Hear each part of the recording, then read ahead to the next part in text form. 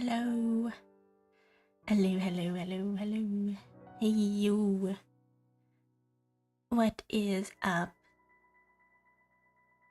I can't do this. Oh my god. Hello. What is up, guys? Today, we're gonna be doing it. Oh my god. Today, we're gonna be doing a little bit of ASMR. Okay. Today, we're gonna be doing a little bit of ASMR, and I cannot decide what I'm gonna do. I was thinking that I could read a couple of scripts off, or we can just sit here and yap. Who knows? Honestly, I don't even know. Oh, I don't really have any stories or tea to tell right now, but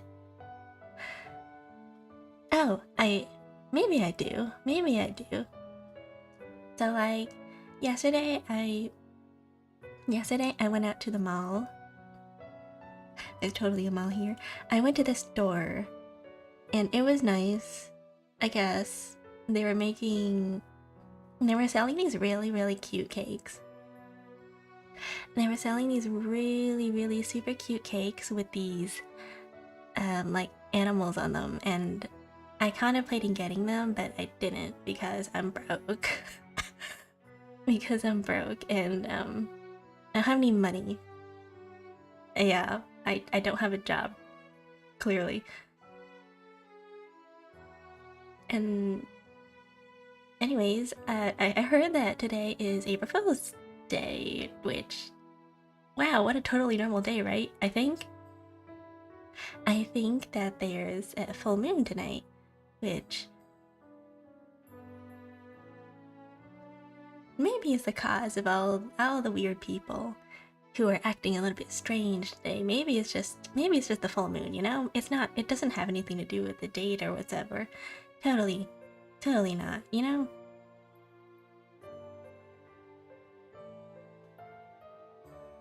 I'm trying to think of some...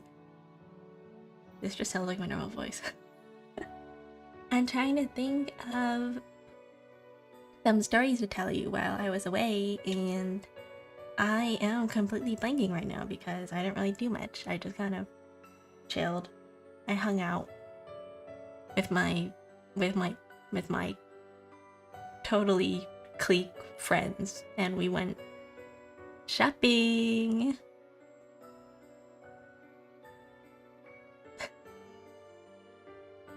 It was very fun. I totally went outside and touched grass. Very much so.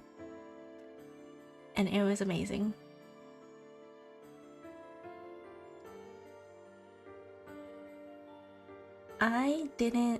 It sounds unreal? What do you mean? What do you mean it sounds unreal? Totally, I went outside. I very much went outside this weekend. And I touched grass. I went to the mall.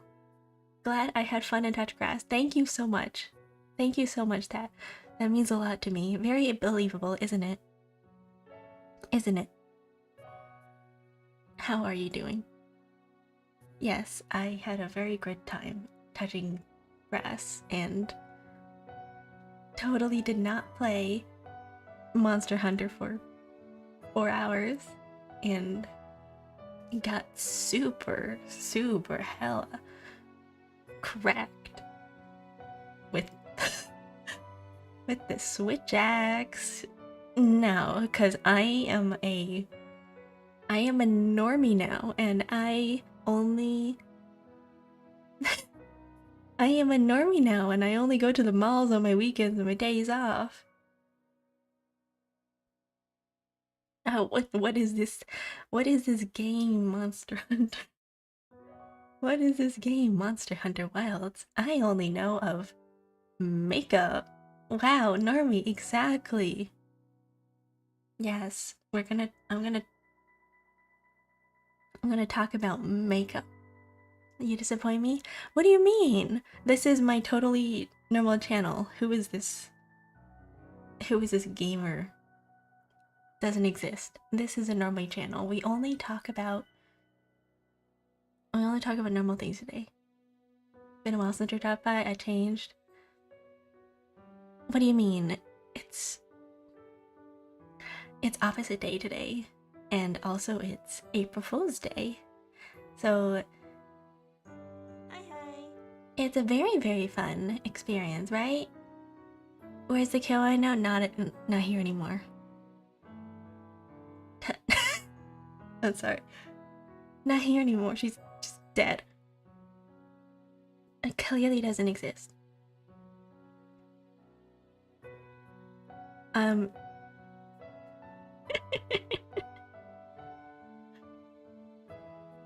You know, it's a full moon today, which means that, you know, there's something going on. I think there's a lot of people going around acting unrestrained. Anyways, thank you for the follow. If any one of you, one sec, let me try. If any one of you is here because this is not my normal content, I'm doing a bit.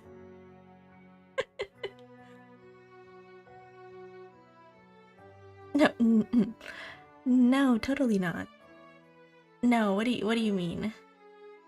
This is absolutely my normal voice. This is the normal way I talk. This is the normal way I stream. We do ASMR all the time. This is totally not my first time doing this whatsoever. And this is not my purposeful Valley Girl voice. My Valley Girl voice, you know?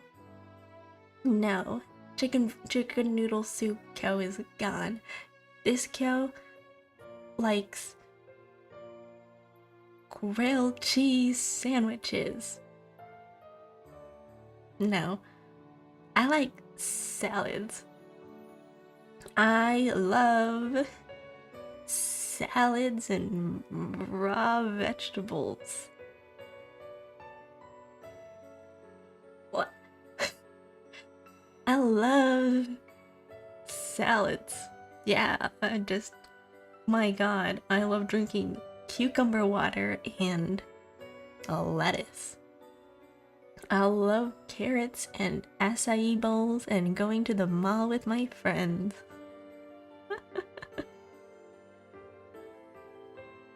If you think that this is painful, think about how I feel. I see where this is going now? Yes, very much so. Yes, today is just gonna be a casual, chill stream where we talk about very normal things, you know?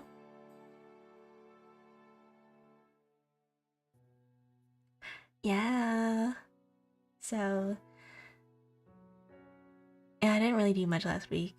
I'm still a bird. I'm a plane. Wow. No. I'm still a bird. I'm still a bird. A very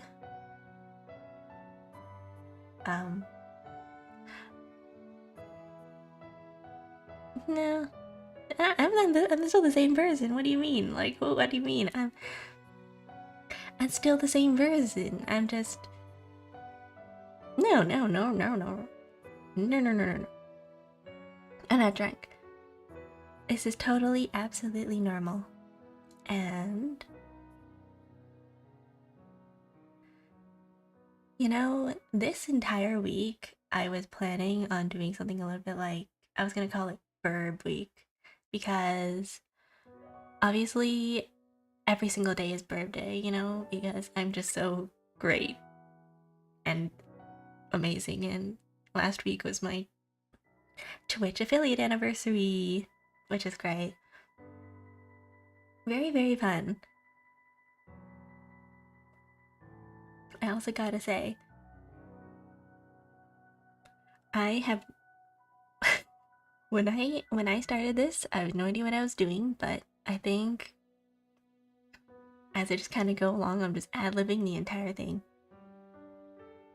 I'm not drunk. I have drunken absolutely zero hot chocolate.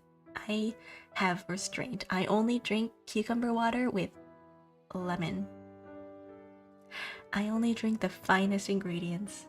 Just pure water. Because water is good for you. I think everybody should drink water. What do you mean sus? If I were drunk, you know? Do you know how much I would be? I don't know if I was drunk. I guess I would be slurring a lot more. Too much water can kill you? Yes. Yes.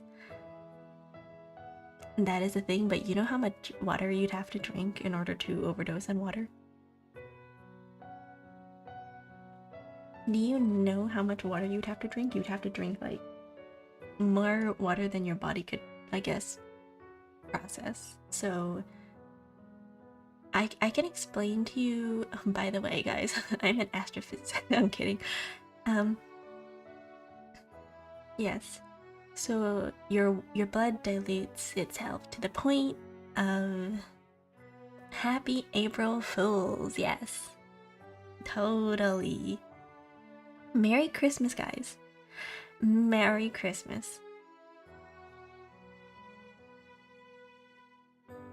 This is my first ASMR stream. Yippee. And it is the full moon, so yes, my name is Kyo. I am a songbird, and I touch grass on a normal basis, and I drink water. I am hydrated at all times. It's not even Christmas for me anymore. What do you mean? It's always Christmas. 4:28 a.m. Wow, that's right early. That is quite early. It's not even December. It's December in our hearts. It's always the time for Christmas music. It's always the time for Christmas music. All the time. In my heart right now, it's playing Mariah Carey's All I Want for Christmas. 24/7. I love Christmas music. If I could, I would play Christmas music all year round. Which one, the solo or the duo? The solo. Well, there is a duo? There's a duo? I didn't even know that.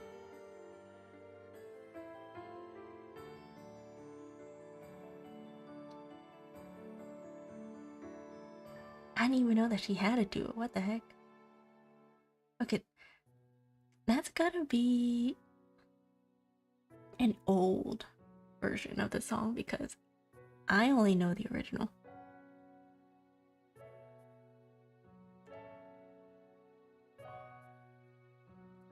Anyways, do you like my room? Who wants her to sing it? No. I could, but I'm not going to. Not right now. Never mind, it's okay. This is ASMR. Anyway, how am I? I'm very well. I touched grass recently. Yippee! Totally. Very much so. I went outside. Yes. I totally went outside this weekend and had fun. I will not head in because I don't need to do my house tours. I hope you don't have fun with your stream. Oh, right. Oh, what ASMR am I doing? Roleplay or traditional? We are just chilling. This is chilling ASMR. No, it's opposite day, of course. Of course. I understand. A live ASMR, I guess so. I don't know what ASMR is. I do not have a I do not have a what's it called? An I don't know. No, I don't have a special 3DO omnidirectional mic or whatever.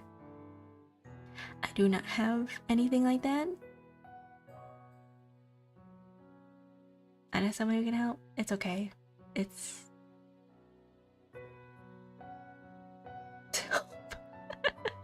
wholesome girlfriend ASMR.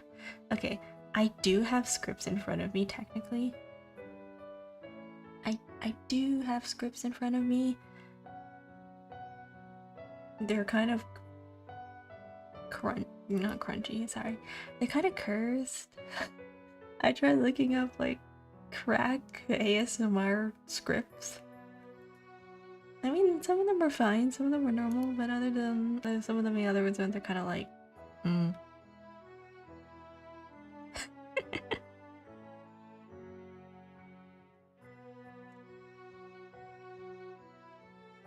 Last time someone did it, it was the frying pan. Okay, well, I could do something even worse. Like, I could ruin the cozy atmosphere by bringing out my metal pipe soundboard. I could be all like, haha, guys, look at this. You know.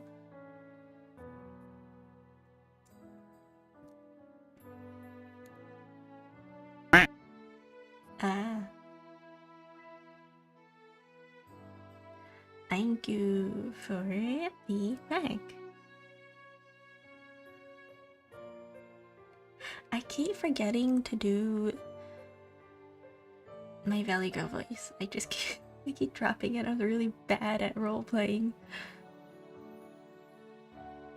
I don't know if you guys know, but like I am very much bad at role playing. Can you even tell that I'm like doing a bit right now? Like, do I need to make it more obvious? I thought that with the whole, I don't know, ASMR thing, maybe, but who knows. Anyways, I don't even really have like a specific mic or whatever to do ASMR. And I'm not even speaking directly into the mic. My mic is like off to the side. I mean, if I really wanted to, I could just like be over here, but then my mic blocks my face, so I don't know. I could move my mic a little bit lower. I guess maybe that's better. I don't know. Good night. Have a good night. Have a good night. Uh-oh. Wait. This is so loud. Oh, never mind. My noise canceling is actually working. Yippee. How do people position their mics so that it's not in the way?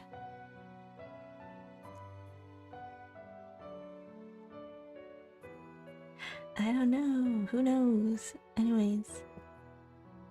Does anyone want to hear me read some scripts? Well, I could read some scripts. I swear to gosh. It doesn't feel like I'm doing a voice right now. I'm just talking kind of normally.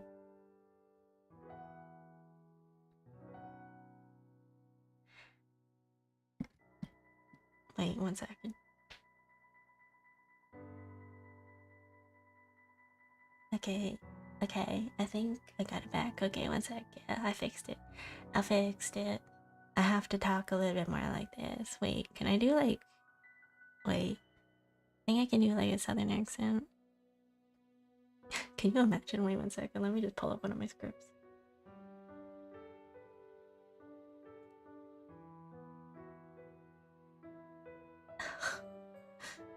These are kind of cursed.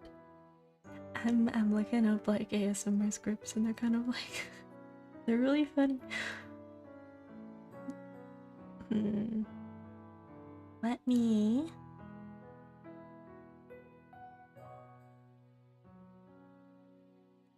me look up a popular script. I'm not sure if I can find one. They're kind of all over the place. If you think that Why are these so cracked? Oh, because it's April Fool's, that's why. Oh my god.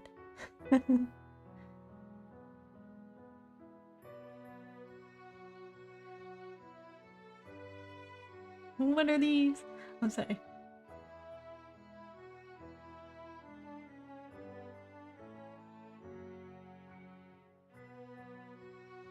I'm just gonna ad-lib, I guess. I'm just gonna ad-lib. Anyways. Hey. Hello. Hey. Oh, that was loud. I'm so sorry. I'm trying. Wait one sec. Wait 1 second. Let me turn this off. Maybe I should add. Okay, I turned off one of my filters, so now I should be a little bit less muffled. Maybe I need to put in my like tag that this is just amateur work. I'm really bad at this. I'm so sorry. And this is also like mostly a bit, so like if I sound like this, it's because I'm doing a bit and I normally do not sound like this at all. Just in case, maybe I have to preface that a little bit. Okay, never mind, I do kind of sound like this a little bit. I do kind of sound like this a little bit. This is my country girl ASMR. Hey. Hey. First time here?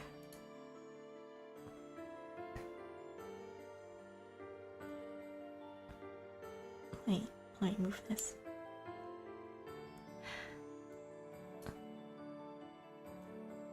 The Nords are taking over.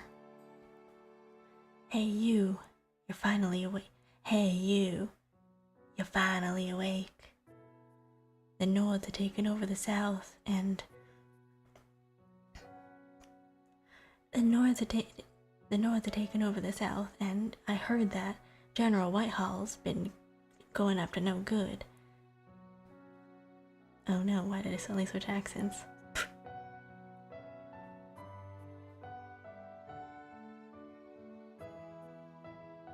Hey y'all. Oh, this is so bad. I was gonna talk. Oh my god, why do I keep switching accents?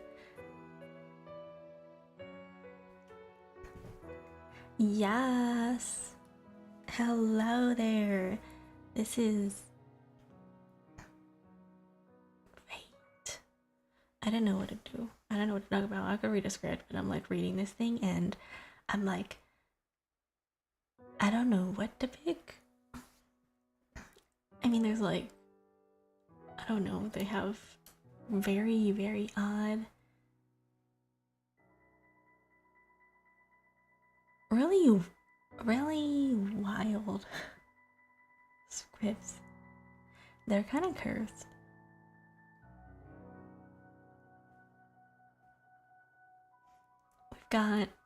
We've got like fantasy kind of scripts. We got like what's it called? Basically fantasy.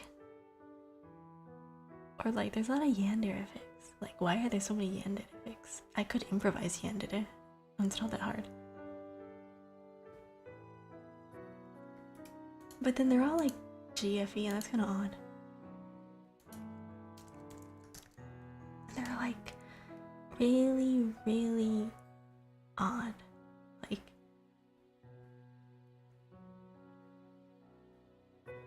is there no such thing as wholesome yandere ASMR?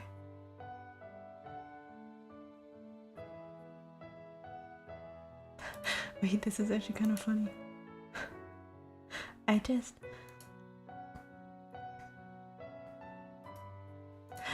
just saw the script that just says, you become a virtual YouTuber. It's a great chance to get some social interaction since you don't have any friends in real life. You put so much thought and effort in everything. For instance, a large part of your character is part of their yandere personality. The thing is, no one actually watches you. Except for one person. You've developed a deep affection for them, and put it bluntly, you're actually yandere for them for real. Though your character's personality is a nice cover for that. If they stop watching you, you'll have no one. I'm sorry. What's an opposite day? It means everything today, everything I do is opposite. Wholesome, yeah. There's no such thing as wholesome yandere. All of these are very creepy. Unrealistic, I have to say. It's not real. Anyways. I'm gonna read the script. It's actually kind of funny. It's called You Are a Yandere VTubers Only Viewer.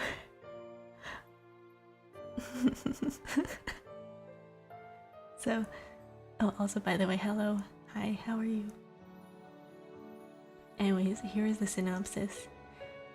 There's this virtual YouTuber you've been really into recently. Your interactions with them always feel so special since you're their only viewer. The main selling point of their character is their yandere personality, and they do it so well they genuinely unsettle you.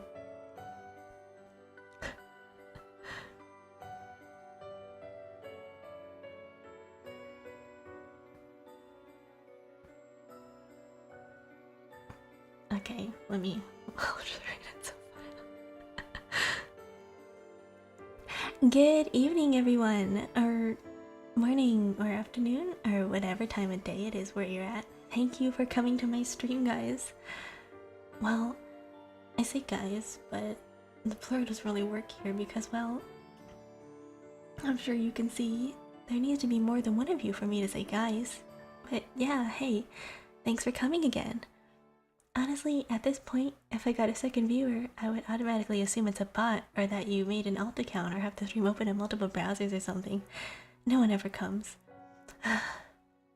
Yeah, I mean, I'm gonna give it to you straight. I did not exactly have high expectations when I became a VTuber. I mean, obviously I knew from the start that I wasn't gonna become the next big thing or anything, but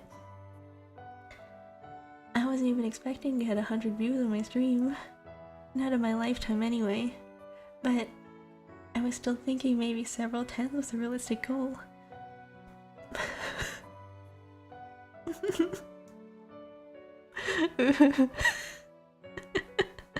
I'm sorry. You can see how that turned out. It looks like 1 was the only realistic goal for me. I mean, okay, clearly for every successful VTuber there's way more failures that you don't really notice, but even with that in mind, my lack of popularity is astounding. Yeah, I know. Thank you for the kind words. I could really use them. I honestly put so much effort into this. I put so much thought into every last detail of my character, from the name to the design to the backstory.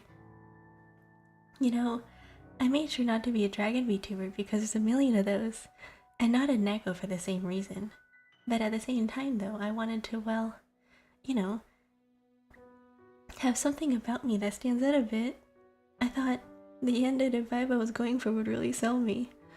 Now, okay, maybe yandere VTubers aren't the most original thing, but doing them well is, well, I guess I'm not original then. I practiced all those yandere lines for nothing. I even kept a hat full of yandere one-liners so I could pull one out whenever someone donated or something. Hold on. Let me get a few for you. These aren't gonna be used on anyone else, like, anyway. Okay, here's a good one. I'll renovate my basement just for you. Wait. There's a better one. You're so good to me, viewers. I just wish I had enough rope for all of you. Listen, I appreciate you coming here all the time. Seriously, it means a lot to me. But, you know, I don't want to make you waste your time just so you can try and make me feel better. You don't have to pretend to actually be interested in my garbage stream just so you can give me the satisfaction of having a non-zero number of viewers.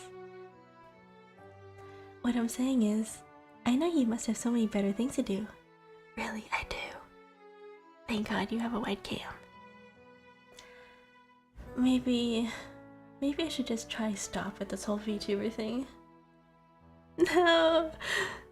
If I was gonna gain my traction, I would have gained it by now. Really? You want me to go on? Well, at this point, I don't feel like I'm even really a VTuber. I feel like you fans have to count. Yeah, that's true. That just means you won't have to share me with anyone else. I can really understand that sort of mindset. And I thought I was the end of it. Looks like you got a lid on you too. That's honestly great. You're honestly great. You're always such a big help. Like, when you told me my model's eyes are too big and low in my face, and so I changed it. You made me look great. You look great too. Oh. You know, you've been so good to me. Is there anything I can do for you? Anything at all?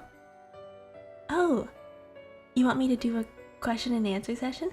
That sounds like a nice idea. Usually, every streamer will do it at a certain subscriber milestones, but well, you know, you're my only subscriber, so I never really had the chance. But, I don't know. I'm not really that interesting. It might be a bit boring for you. Oh, I know it could make it more engaging for you. What if it was two-way? You ask me a question, then I ask you a question. It's kind of a unique opportunity of how close-knit this stream is with it just being only the two of us. I'm sure a bigger streamer wouldn't be able to give such unique attention to their audience. So what do you say? Although it might be a bit redundant.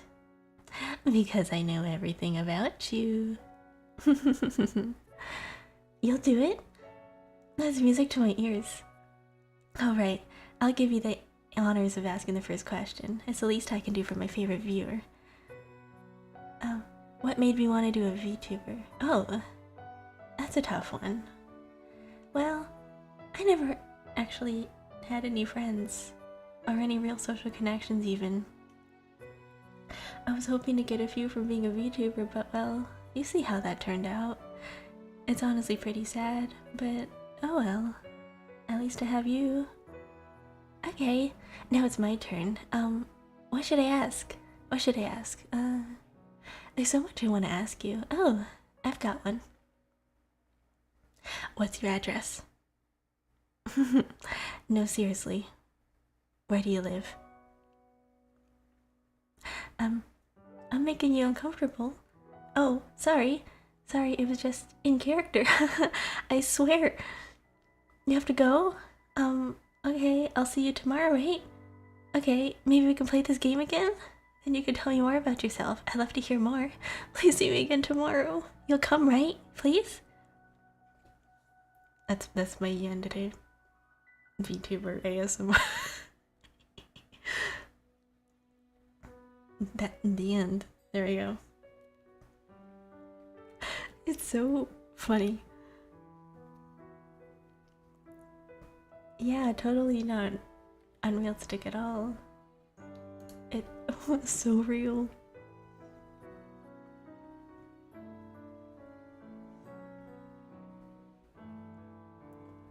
Honestly, I think the end of the ASMRs are kind of funny. It's like the whole like, where do you live? I'm gonna come to your house. Why are all of these like, yeah, and the streamer forgets to mute their mic? Why is there no like wholesome, cheerful breaking up with your wife? I can do like, I don't know. I think it's so fun to do, what's it called? Just random voice effects. I think they're fun. They're crashing out. This is funny.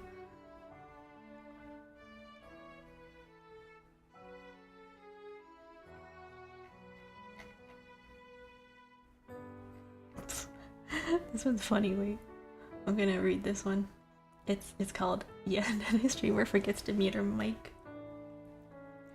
I I'm currently writing a song about a tortilla, but it's more of a rap. But hello, hello, hi. I'm so sorry that you have to come into this when I'm reading like yandere ASMR scripts. I'm gonna keep you in my basement. What's that sound? That's my dog. And then all you hear in the distance is like, help. Nope, they're not dark ASMRs, they're actually more of like a crack. They're like crack ASMRs. My heavens. It's funny actually.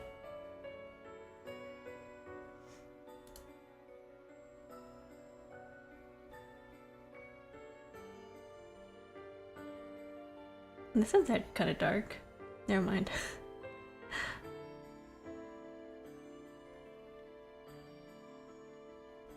I don't know. The other ASMRs, I think they're fun, but I don't know why anyone would listen to them. Like, I don't know, yanderes aren't really my thing. Like, would you want? Do you like yandere? I don't really understand. Like, I can see the appeal. You know? Technically, I can see the appeal where it's like the whole devotion thing where it's like, oh, but they'll unconditionally like me regardless of everything, right? They like me for whatever I do.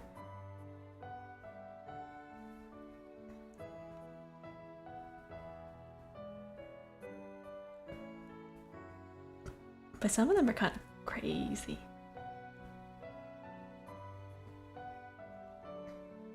They're like insane, literally. Like, I'm gonna read this one. This was kind of crazy. It just reminds me of, there's like a couple songs kind of remind me of like yandere ASMR. Not ASMR specifically, but like yandere kind of like tropes, I guess. I know a lot of, why are the songs about yanderes just bangers? I have like a playlist just called Murder, and they're all songs about like being super obsessed with the person that you like to the point that you're wanting to, like, I guess, kill them. And it's kind of fun. And like, to be fair, I don't understand that idea of like that kind of relationship, to be fair, because like if you like someone or if you love somebody, you know that story, like if you love someone, let them go, right? If you love someone, let them go. Yeah, Nikki type beat, maybe Future Diary kind of. Yumin Gasai, she was like the poster child for yanderes back then. She still is. I don't know if they've ever done a yandere. Well, no, that's not true. Mitsu something honeymoon. What's that? You know the anime about the high schooler who kidnaps a child and then she locks her in her apartment because they were both being abused by their parents, and she was like, well, the little girl's parents were abusive, so she takes her into her apartment and kind of hides her away as like a kidnapper. I mean, it's like a wholesome version of a yandere, but at the same time it was like also kind of sick. Say what? Yeah. It's about this high schooler whose parents weren't the best, and she kind of develops a twisted version of love. And next she runs into this little girl who was in the park or something, who was also kind of, I guess, ignored / abandoned by her parents, but they're still looking for her. They're just not the best. And then because this high schooler girl, she doesn't really have the best idea of what, I guess, love is, she kidnaps this girl, and it's a very twisted story where she'll like sleep with men to take their money so that she can kidnap and like hide her away from the rest of the world. And like, it's a very sad story because like you see how multiple adults in both of their lives have failed them. But I recommend it. It's actually pretty interesting. Or there's a couple of them out there. There's another one about like I think it's called Mask Stranger or something like that, where this guy, I think he kidnaps a girl or something like that, or it's somebody else, and she thinks that he's her older brother, but he's really not. Or no, I think she refuses to leave or something. They're both kind of twisted. I forgot the entire story because I didn't really read much of it, but it was pretty interesting.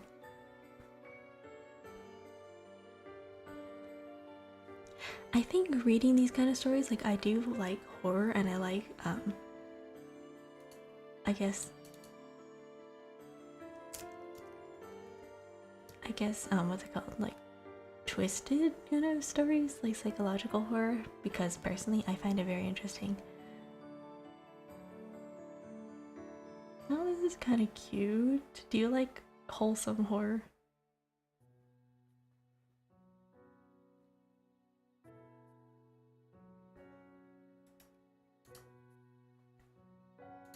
Do you like wholesome horror?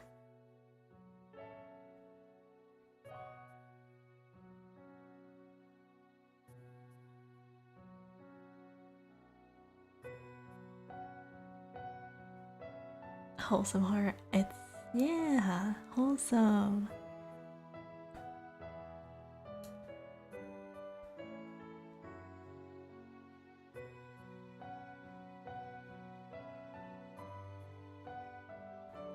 Here, I will read it. They're kind of got recommendations? There's actually a lot of them. There's like the Roku Ruby lady with the mask, and she's got like a really long neck, and she goes to high school with a bunch of other demons and stuff, and it's just a normal story about, I guess, yokais and humans going to school together. It's wholesome. It's like cute. Or like, I guess, normal stories about ghost girls or like ghost guys. A lot of ghost stories, to be fair. Or like demons or whatever. A little bit gory, but it's still cute. I think it's kind of cute.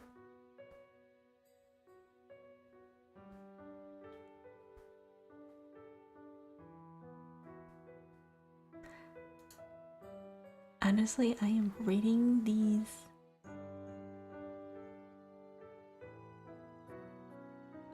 I'm reading these scripts, and they're kind of they're kind of interesting.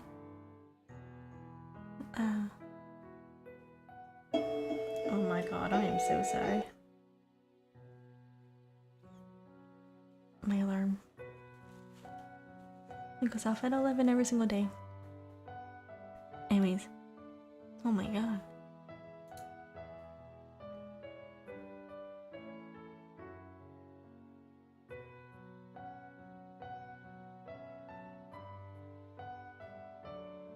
Jump scare. I'm sorry.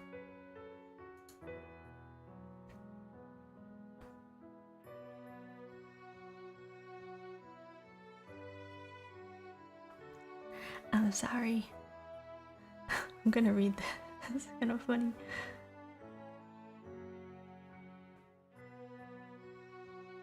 Do you know that that plot in the anime where the person tried to end their stream but they actually didn't end? That's what this is based off.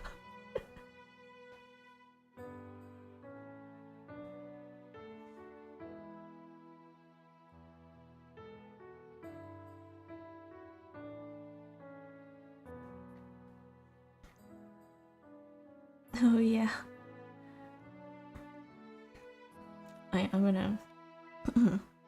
I'm gonna read this, and I'm gonna use my Valley Girl voice. Why are cars in video games so hard to drive? I so too can drive. It's just this game's mechanics. Why would a booster pad work with a Jeep? When has it ever been a thing in games? I'm pretty sure cars usually ignore speed boosts. Wait. No. Why? Why was there a massive pit in the middle of the map? Why? Yeah. Laugh it up, laugh it up. Did you think if I made this into a clip, people would like it? I know you're the only person watching right now, but shorter contents get more views, right? And people like it when someone complains for some reason. Crashing out? Well, I wasn't that upset, was I? I'm gonna be 110% honest with you. The last 15 minutes are a blur. Maybe I did crash out. I'll try to calm down for this next bit. I have to start from... Oh my god, finally. Oh, sorry. I just got an email I've been waiting forever for. I'm so sorry, but would you mind waiting a few minutes so I can read it over? I know we're only 5 hours into the stream and I said I wanted to do 16 hours interrupted, but this is super important. Since it's just you can spam chat with as much nonsense as you want. Then we can go right away back to proving I'm totally not a horrible driver. Thank you so much. Be back in a moment.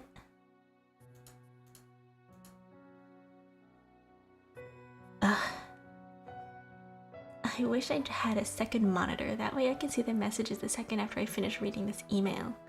Oh well, I guess all the messages I see will be a nice surprise. But for now, that email.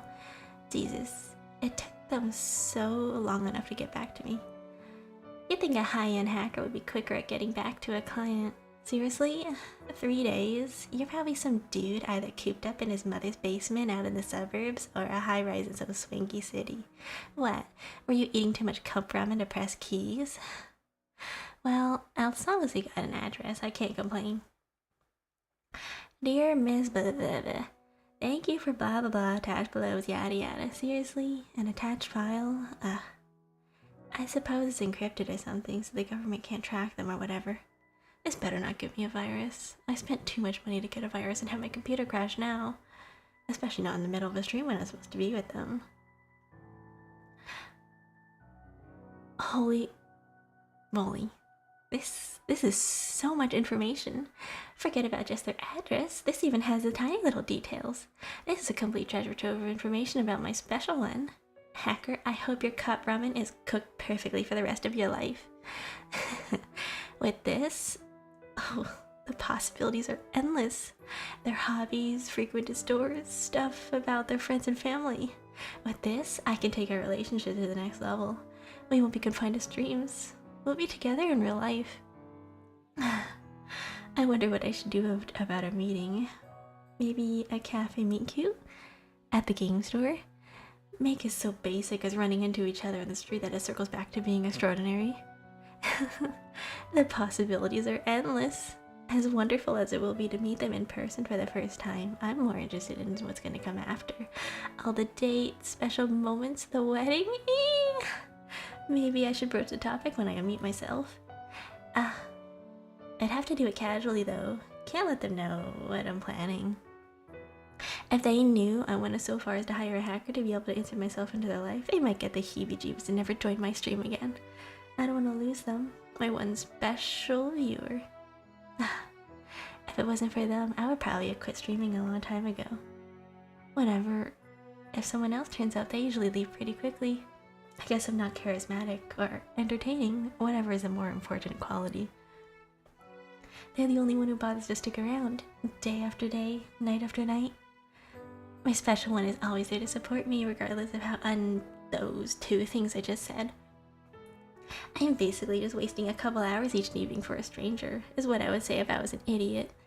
Continuing to stream regardless of how well it's going means I get to spend precious hours with my beloved. Even if we don't know each other in real life yet. We spend more than enough time there together to consider ourselves as close. I think I spend more time with them than I do with my own family at this point. Which makes them even more important than my family. Well, we're gonna be official lovers one day, so that's only natural. Now that I have all this information about them. I won't have to awkwardly push them into telling me stuff about themselves anymore. Those social conventions are really annoying. If I didn't have to worry about parasocialism, I would have been able to ask about those details without having to spend over 100. My well's gonna feel that after a while. Oh well. Even if my well is empty, it means my heart is gonna be full. I have to stop myself from fantasizing too much, or I'll end up leaving my special one by themselves for way too long, even though I know they'll always wait for me. I'm sure they love me as much as I love them. In fact, I bet they're waiting for us to meet in real life too. What if they also hired a hacker to find out all my personal information? Oh, no. I'm going back into my fantasies again. Bad girl, bad girl. Focus on the here and now. The messages my special one left for me. I'll read them out the best I can to make them smile. Smile and get even more excited about being with me. I wonder what we'll name our kids. Quick. Switch the tabs. Let's see, what did they leave for me? There's not that many messages in the new chat as I was expecting. Only 4? Did they get distracted with something? It still says they have 1 viewer. LOL. You forgot to mute your mic? Damn, this is gonna be so embarrassing for you when you get back. This is a wild prank and just a WTF? What? Wait, you didn't actually hear anything, did you? There's no way you heard everything, right? Say something in chat, please. Let me explain myself. Please don't go. Please don't go. Hear me out, please.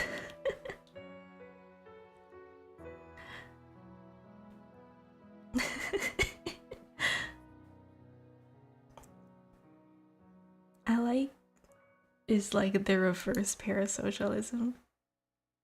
It's like it's kind of funny.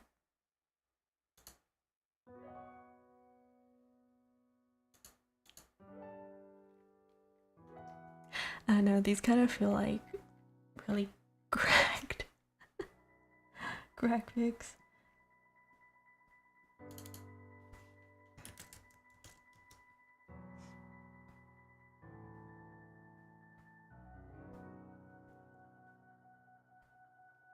Some of these are just like just comedy, that's it. They're just funny. And those are the kind of stories I prefer read, like mostly like I prefer just comedy rather than, I don't know, something serious. But that's just me. I mean, I guess normal stuff too, that's like, oh, comforting, but that's not the type of stuff that I listen to. Like, you know, though, do you remember how long time ago there was that whole trend of, remember that whole trend a long time ago that was like, what's it called? You're on the phone with your boyfriend and your boyfriend gets into a car accident, or like, what was it? Talking to your cute wife, and then you fall down the stairs or something like that, and it's just all like, it just literally sounds like this. Yeah, you're so great, haha. Don't worry, I'll remember to pick up the milk.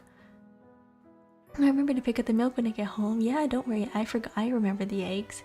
Yeah, I'll be waiting for me to get home. Yeah. And then like all you hear is just like, oh no, wait, and then boom, crash. Do you remember those? Do you remember those? They're kind of fun. That was like, I miss that. I miss that. Maybe I should do one of those. I don't know what I would label it be. It's like a POV. You are walking. You're walking somewhere and then you fall down a manhole. This sinkhole opens up below you and then you fall, and then all you hear is like, yeah, those funny ASMR videos I was just talking about, the whole I get into a car accident talking to somebody. What is the exact wording of it? I forgot. It's like, oh yes, you're on the phone with your blah blah blah, and then your significant other or whatever, and then you get into a car accident.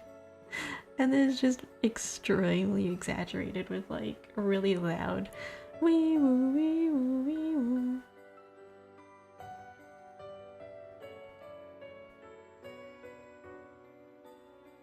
The amount of horns in the airplane, I know, it just gets like crazy.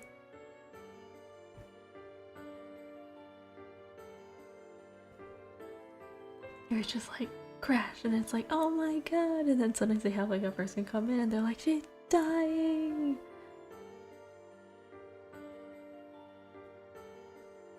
There's just like random explosions and everything. It's so funny. What the?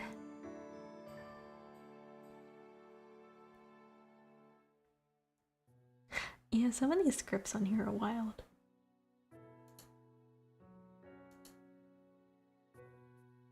I think this one's funny.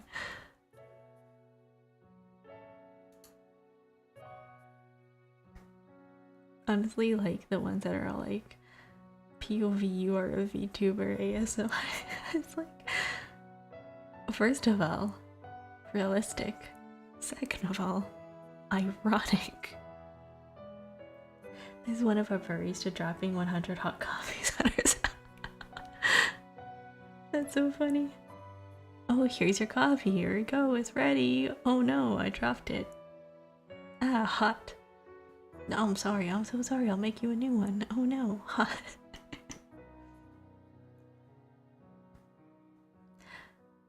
I had a couple ideas for like just really random like scripts for like ASMRs to post on YouTube that I could just record, and some of them are just kind of silly.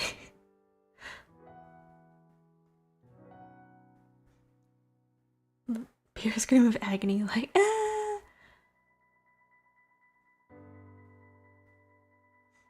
When you drop hot coffee on yourself and then you burn. That's gonna hurt. That reminds me that every single time I open the oven when I make pizza, there's this one specific audio that comes to mind. I remember seeing it on like Tumblr a really, really long time ago. That was like when I go open the oven to take out my pizza, but I remember that I don't have oven mitts, so I reach in with my bare hands and I'm like, oh man, I hate this part. It's like, oh man, I gotta take my pizza out of the oven and I don't have anything to take it out with. Oh well. Rolls up sleeves. Oh man, I hate this part. And you just reach in and go, ah. That's fun. That part lives in my mind rent free. It's just the whole, oh man, I hate this part. Just doing it anyway. I think there was a clip on a TV show that did a very similar thing where they were like preparing for Thanksgiving and then they were like running around the kitchen like, oh no, take it out of the oven, it's gonna overcook, it needs to be like, you need to take it out specifically after this amount of time, and you need to take it out. And then they're like running around like, where's the oven mitts? Use a towel. But we don't have any towels. Use an oven mitt. Like, we don't have an oven mitt, I can't find them. And the guy's like, all right, I'll go get it. I'll go do it. And he like reaches in, he like with his bare hands, he grabs the turkey out of the oven and he's like, ah, and then they're both like screaming, ah. And then he's like, make space on the island, and they're like, okay, and then he's like, move the oven mitts.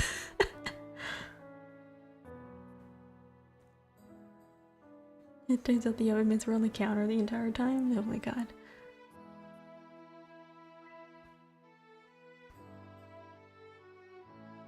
Yeah, that's so funny. Whenever I take things out of the oven, that just lives in my brain. I'm just like, oh man, I hate this part. Bro is a menace. It's not that they're a menace, it's just that they were like, they were just forgetful, like, or they weren't looking hard enough. And that's so funny.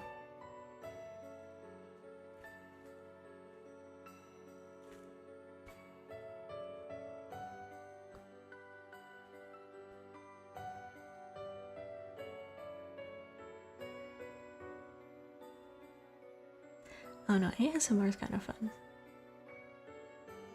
Although some of them are kind of cringe. Like I am all for one about like not cringing at things that I do or things that other people do, because like if I can imagine it as it being like a bit, or you know, like some people are generally like that, but like when I'm reading something that says your dommy mommy lamia is building you up, like, what is this title? What is this? Some of these are just like, they really like YA, or not even like really bad adult romance novels. Your dark elf captor treats your wounds. They're great.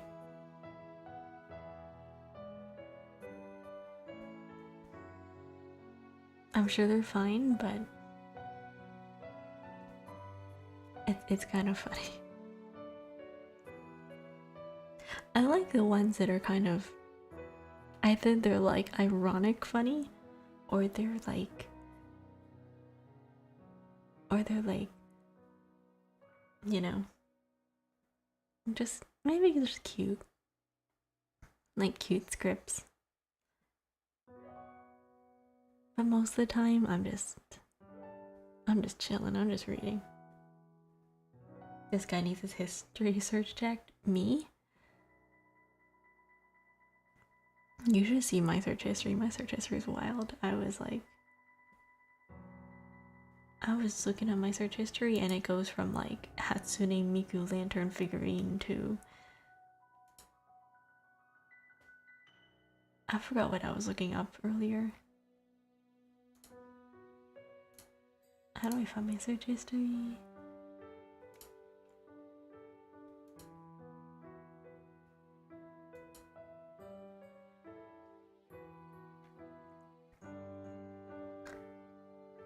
What was I searching? Here, let me. No, the dummy mommy. The person writing that script? I don't know. I'm gonna look at my search history. Here is my search history from February. What is it? What did I write? How do I cite in text malignant neoplasms? How to write an analysis paper. LA2A compressor versus 1176 FET compressor.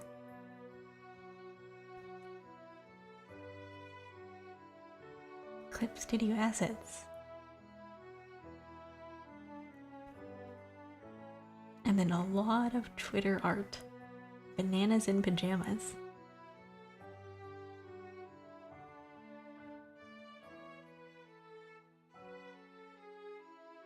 Mermaid inner tube. Laying down inner tube pose. Laying down camera inner tube. Laying down back facing camera pose. Laying down back facing camera. Laying down drawing reference. 3D model CSP. Bags.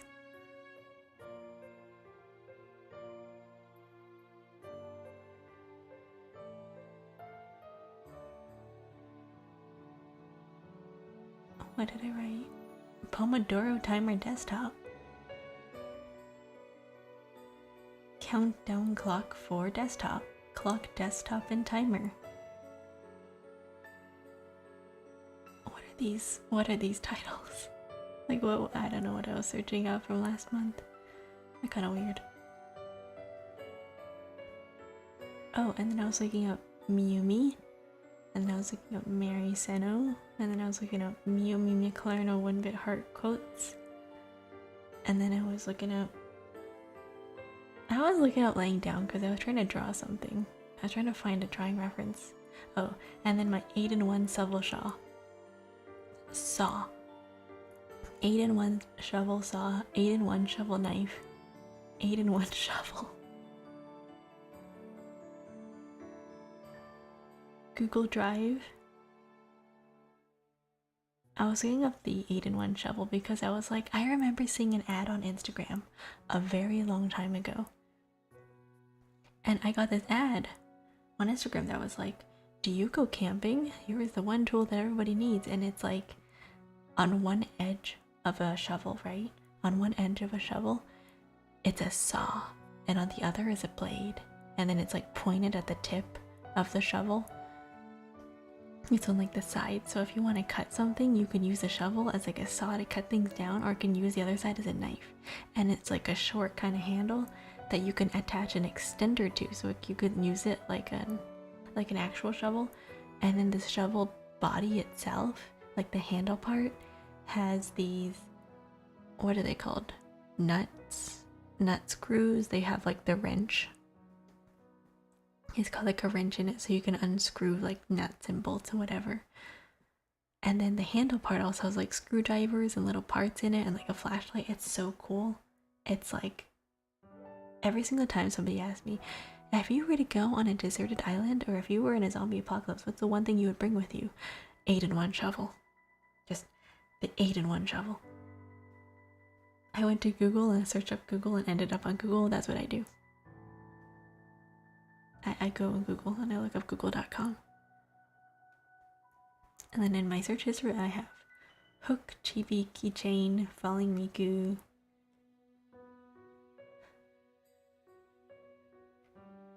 a lot of Twitter posts, Discord, katakana Japanese online keyboard. I think I was looking up something in Japanese, katakana copy paste, brush in Japanese. I think this is pen. Star emoji. And making head angle brushes for comics and CSP. Rendering brushes, CSP settings. CSP brush settings. Red Bull flavor profile. I was trying to figure out what Red Bull tastes like, and every single time I looked it up I was like, why did nobody tell me what Red Bull tastes like? I'm like, what does Red Bull taste like? And everybody's like, I don't know. And another one I was looking up was like Resident Evil 8 trailer expressions, but everybody has like 400% facial expressions max. Everybody has facial expressions maxed out, the Resident Evil 8 trailer. And then I was looking up Monster Hunter Wilds, and I was looking up Hina.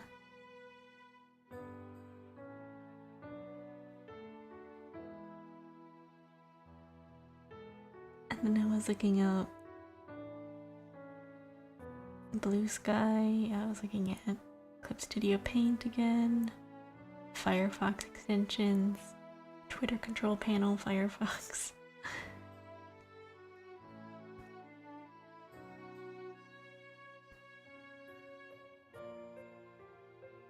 Lo-fi Discord, add bot to server, warning emoji. Why did I just search up immediately? I just searched up the word immediately. I think I was trying to spell IMMEDIATLEY. Immediately. There's a new Silent Hill coming out. There is. How to upload Soundmoji Discord. Silent Hill. Wasn't there a reboot of Silent Hill 2? The new version, right? They polished it to make it look more pretty. Is that the one that they were talking about that's coming out?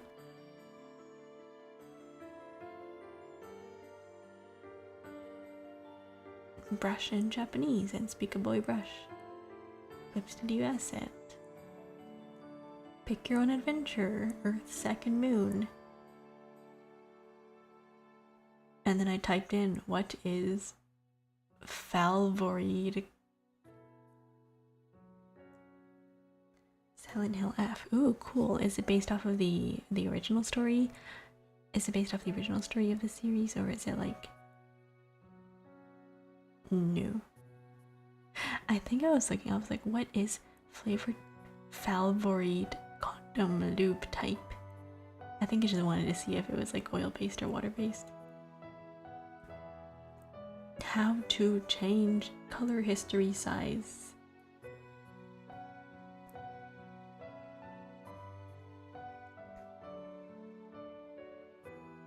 Florigato. How to remove manager from YouTube channel. How to make CSP brushes using Procreate.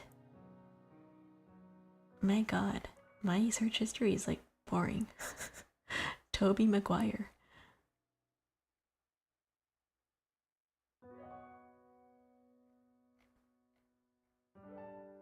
Why was I looking up Toby Maguire? Muted symbol. Calendar. Twitter GIF downloader. Save WebP as PNG. Allow right click. Device currently in use. Fields of mystery unlock minds. That is what I was searching in February apparently. Looking back on my history from February, I know exactly what was going through my mind when I searched each and every single one of them. I could tell you. Looking at my history, I could tell you what was going through my mind, like why I was searching out these things. Like just looking back on them just jogs my memory right now.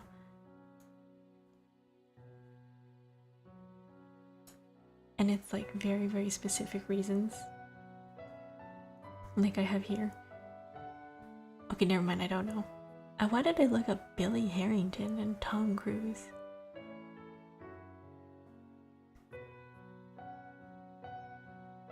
I don't know why I looked that up. That was in January. It's better now. I remember what happened in February. I don't remember what happened in January. I looked up Genshin Moi calculator pity in January. I think I was trying to figure out my probability of getting, like how close it was to pity. I think I was rolling on Citeli's banner, and I got her in I think less than 50 rolls. It was nice. I clipped it, it's on my channel. And then I looked up Sonic Cakes failures, New Year's mochi. This was in January. I remember looking up Sonic the Hedgehog just failed cakes. Did you know that there's an actual webpage? There's a full webpage online. I think it's called like, I forgot the name. It's called like Bad Bakes or whatever. It's a blog. And all they do is just caption cakes that people put out on the internet, and they go like, yes, this cake is just horribly made. This cake is just so bad. This cake just doesn't turn out right. Just if you're ever bored, just look up like cake decoration failures or whatever, and you will be amused. Just like you could just scroll forever on like the images page to just go down. And they love that. It's great.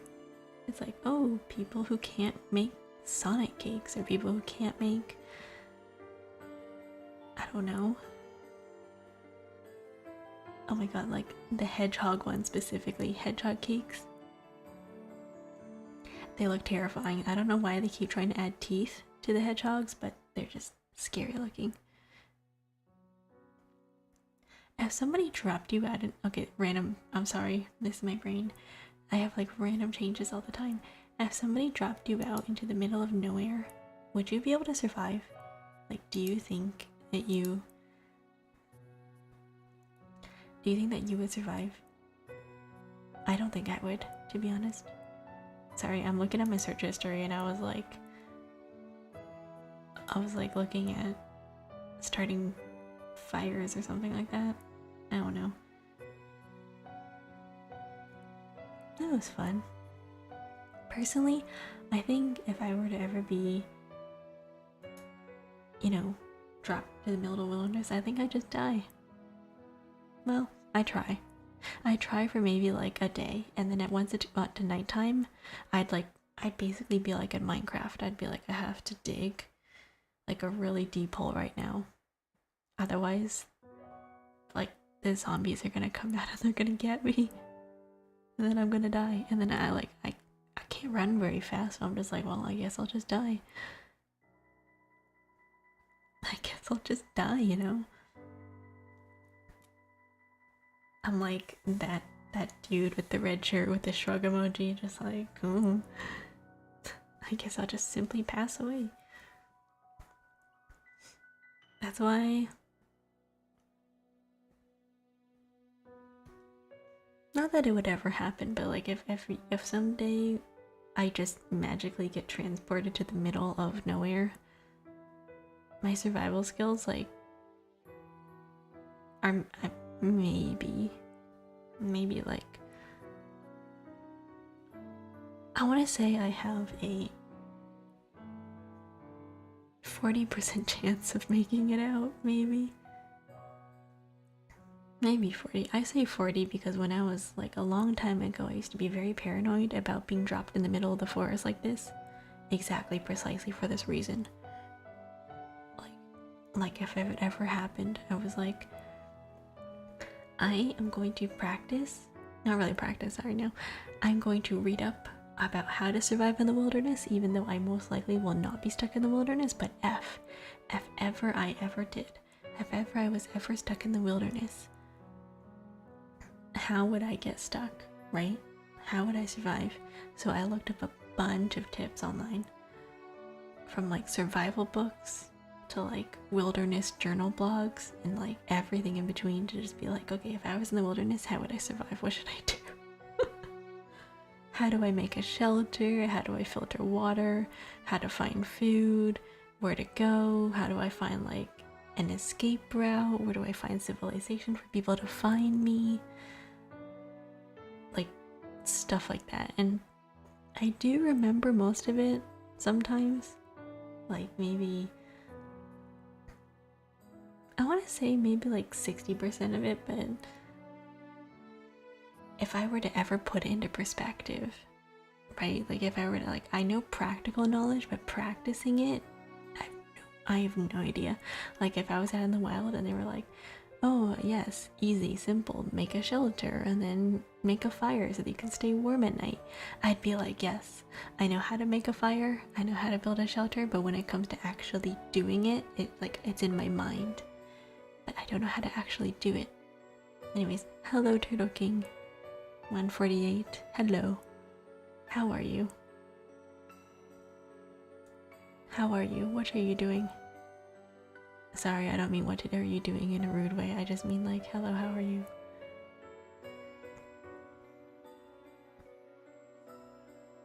I started the stream off doing like a little bit of a bit, and then now it's just turned to just chill, quiet ASMR talking with my forehead right against my mic. I am like super close to my mic right now. Good, I'm playing Rust. Fun! I have never played Rust personally before, but I hear it's fun. It's kind of like like Minecraft. How are you? I'm good. It's been a while. I'm just yapping. I'm just catching up with chat. It's been a while since I streamed. I last streamed maybe last Tuesday. I was gonna stream Friday last week, but I never did. I kind of fell asleep. I kind of passed out. A little. I had a little eep and then I woke up and then it was 12 and I was like, it's kind of late. And then I didn't know what to play. But I recently got a couple games, so I think what I'm going to do in the next couple of days or the next couple of streams, I'm just going to call it Bird Week. Like, I was not kidding when I said I was going to call it Bird Week. I have 3 bird-related games that should be very fun to play. Like, I bought Birds Organized Neatly. It is on sale right now. I like the developers. I played their previous games, Cats Organized Neatly and Dogs Organized Neatly. So now we're going to be playing Birds Organized Neatly. And then I also have Birds Aren't Real, the game. And then I also have the game, it's kind of like Untitled Goose Game, but it's just called Just Crow Things. That's another one. And then I think there's another one similar, like Crow Simulator or something like that. It's kind of fun. Haven't tried it, but I've been looking at gameplay and the trailer, and it looks pretty cool. People have been saying it's kind of like a mix between Little Kitty Big City and, I guess, Little Kitty Big City and Untitled Goose Game, which I kind of want to play Untitled Goose Game. But I do have other games that are a little bit similar, so we might try those games first. My bird games. Yes, hello. I've been doing well. I guess I took a little bit of a break in between, like, the last week I've been streaming. I took a little bit of a break. I chilled. It was nice. I read a lot of manga. I read a lot of cooking manga in specifics. I was reading, like, some romance manga, mostly cooking, actually. A lot of cooking manga. I love cooking manga. It's so good. It makes me hungry, though. It's kind of sad. I'm like, oh, it looks so good. I want to be in Japan. I want to try, like, Japanese food. That's not, like, typical, like, stuff that you can find here. Like, when they talk about having grilled oysters and, like, oden and hot pot and stuff like that, I'm like, oh, I want that too. I want to get chikua. I want to get, like, fish cakes, and also, like, sometimes Korean food too. Korean food's pretty good. Like, tteokbokki, oh my god. I want that. I want that. That's what I want. That's what I'm thinking of right now. Every single time, if anybody comes into my stream and they're like, Ko, what are you thinking of? I will tell you. Like, 99 times out of 10 is probably food. It's probably food related. I'd be like, what are you thinking about right now? And I'm like, udon. Did you know that there's so many different types of udon? I would love to visit Japan, but I don't like any seafood. I mean, seafood isn't the only thing in Japan. I mean, there's a lot of other types of food. I still will one day. Yeah, I recommend. It's very nice there. There isn't just only seafood in Japan. Like, Japan isn't only known for raw fish. You can get, like, noodle dishes. You can get, like, they have a lot of rice dishes. Like, it's called don. Don means rice. Basically, anything served with rice. Like, if you see anything with, like, the name don in it, like unagi don is like eel rice bowl. Thank you for the follow. Yeah, even those anime themed restaurants, they're known for, like, their stews. They're known for their stews. They're known for, like, soups and a lot of their rice bowls. Basically, it's not just seafood. Like ramen. Ramen isn't just seafood. Ramen's like a lot of, I don't know, how do you describe ramen? Ramen's like tonkatsu. Like, tonkatsu ramen's made with pork bone, pork belly. Yeah, those anime themed restaurants. Although I've never been to an anime themed restaurant. You mean like a maid cafe?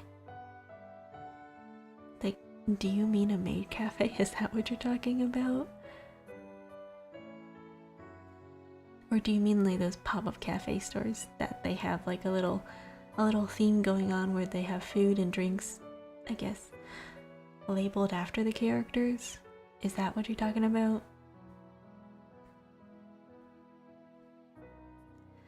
Oh man, I want cream stew. Yeah, okay, yeah.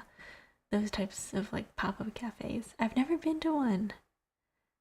There's so many that I want to go to, like the little pop-up stores in Japan. When I see online their advertising, it's like, oh, so and so is advertising this anime pop-up store and you can buy merch. Or like the little Miku pop-up stores that have, like, Miku merch. I'm like, oh man, I wish I could go. I want to go and get the limited edition merch that you can't find anywhere else, and then I have to go and get those proxy services if I want to get those merch. That's how I got some of my merch right now, actually. The Sanrio Miku collab I got because I was like, oh, She's so cute and I want to get her so bad, so I did. I got like a little mini acrylic standee and like a little keychain. She's right here on my mic right now.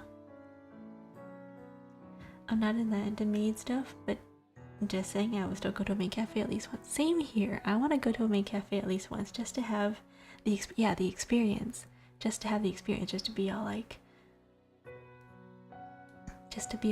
yeah, I went to a maid cafe and I did the whole like magical spell with the maid and then I take a picture with them.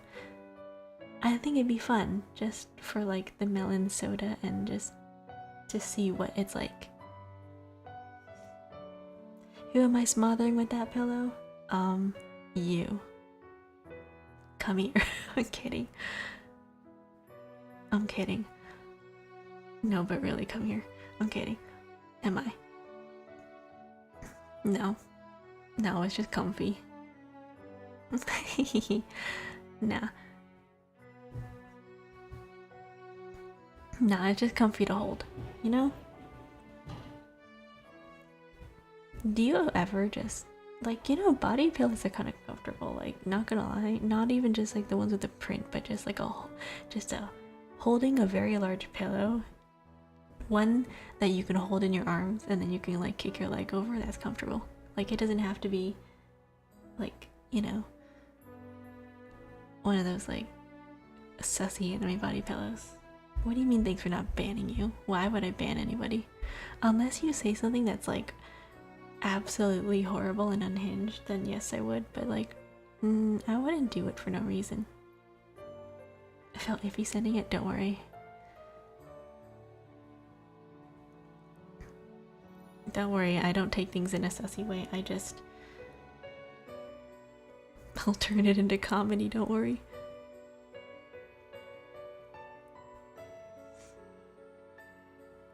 Nah. Most of the stuff that people say, I just take it as like a haha. And even if it is, I'll somehow make it into like something funny.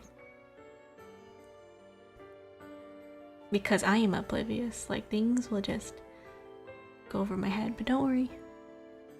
If you ever just say something and you're like, wow, this joke I made that was clearly inappropriate, whatever, and I took it in a completely different way, it is because it's like I'm just dumb. I'm just oblivious. I'm sorry. If you ever like, if you come in here and you're like, wow, I bet you can't touch your elbows together, I'd be like, yes I can. That's a bad example, but you know what I'm saying. Testing my improv, yeah. My improv skills need work. I want to do stand-up comedy, I think that'd be fun. I've always said I want to do this thing where I stand in a crowd and I point out specific people out of the crowd and be like, you in particular. I'm kidding. Could have had another model hiding behind it, who knows? Maybe I do, maybe I don't, who knows? I move my pillow to the side and all you see is like my little Clippy model. And you just see like, hi, I'm Clippy. I love your model, thank you. Yeah.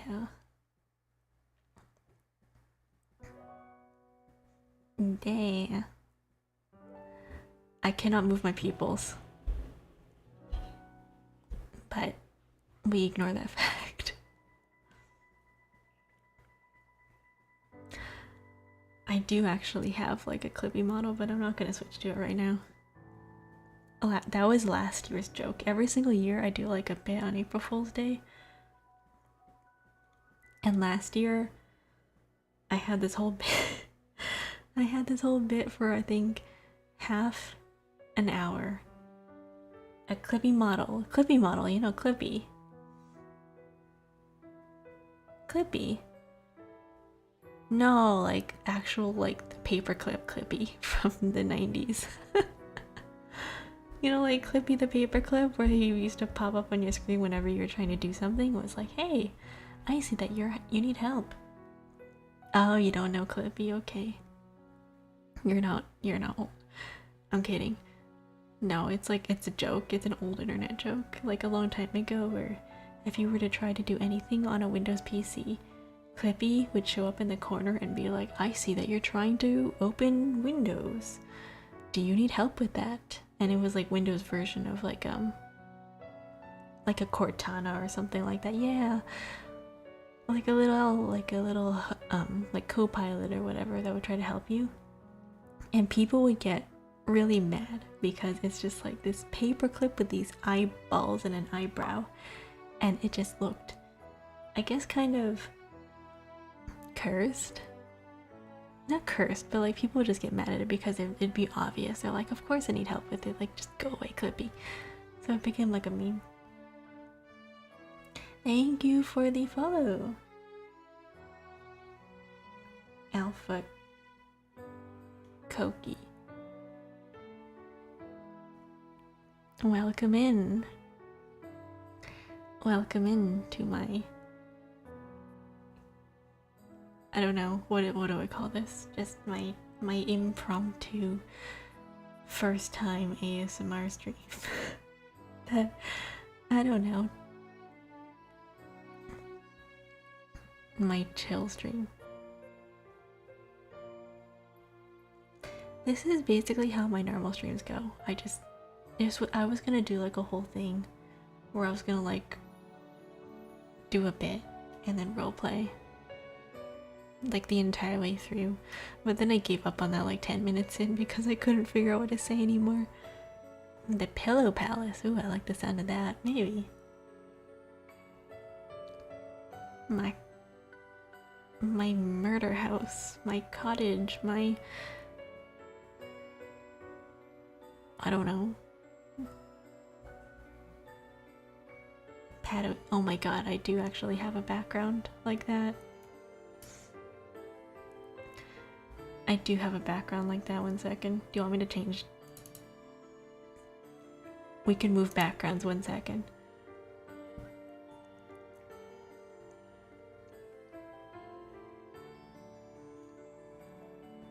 Do you want to see my asylum room? I can take you to this. I can take you to my asylum. My like.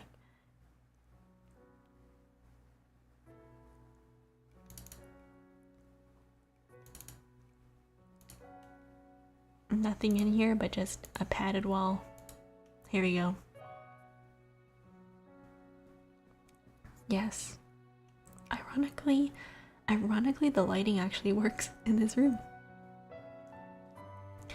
This is my totally backrooms asylum room where we don't have padded floors or walls, but the soundproofing in here is amazing. Needs more padding? Probably. I'm not crazy at all. Yeah, like it's a comfy. Just looks like it looks like a millennial room. I love that. Yeah, I guess it kind of does. Oh man, have you heard of the new trend? It's like totally minimalistic. This is what they call minimalism these days. They call this minimalism. I've gotten rid of everything in this room except for this table in the background. Do you see that? Well, you can't really see it because my pillow's in the way. Hold up. My table, do you see that? Gray mom vibes. It's the sad beige childhood but gray version. Or white. Did you know that there was a book based off of like this kind of story? I don't think it was called Holes. It was about like some kind of supernatural thing where it was a very small subplot of the book, but they were training these kids at this school to be like alpha pilots. So they would pilot these spaceships, and then one of the main character's younger sister had some kind of, well, she didn't really have a special ability, but they thought that she did because she had a birth defect between her toes, I believe. Her toes or her hands. Or all of these people who were considered prodigies or like good at something, or they were in a specific facility where everything was all white. Like they were wearing all white clothes, the walls were white, like the furniture was all just white like this kind of lighting. And that's basically what it was. And it turns out that everybody had some kind of subtle birth defect / anomaly that was like not something that would affect them in any way, but it would just be things like, oh, this person was born with like, I don't know, webbing between their hands, or like an extra thumb, or like 2 appendixes or something like that. Just something really minor, really small. But that's the whole plot of the book, where they find out at the very end that the reason they were all gathered in this like laboratory or place of testing was for that reason. Do you like my background? Do you like my psychopathic wall like thing? I can change it. I have this one with a wall, and I have this one with like doors, and then we can really look like we're in the back rooms. I can bring the comfy room back. Don't want to scare normal people away. I mean, I think it adds a little something, you know, to the whole room vibe. It's like,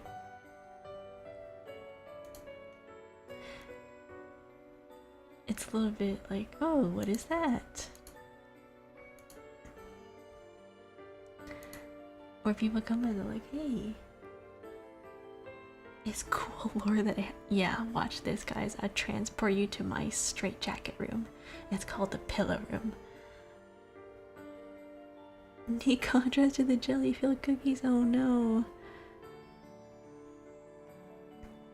I'd take you to my pillow fortress. That's what it looks like. It's just a white room with white walls and white floors. This is where I go when I need my happy time. Where I need my peace and quiet. It's the panic room, the what's it? The sensory deprivation chamber. The land of nothingness, yes. The back rooms. Like, I snap and everybody gets transported to the back rooms with me, and I'm like, welcome guys, welcome to my quarter. Welcome to the back rooms. Oh no, how'd we get here? Just once in a while, I'll just transport everybody there.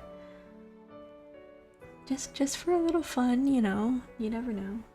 I think it's kind of nice. Just free Wi-Fi, heck yeah. It reminds me of those, like, you know, that story in plots. You know how in stories where it's like the whole, there's a sign on the wall and it says you can't leave until you do X. Do you know those kind of stories?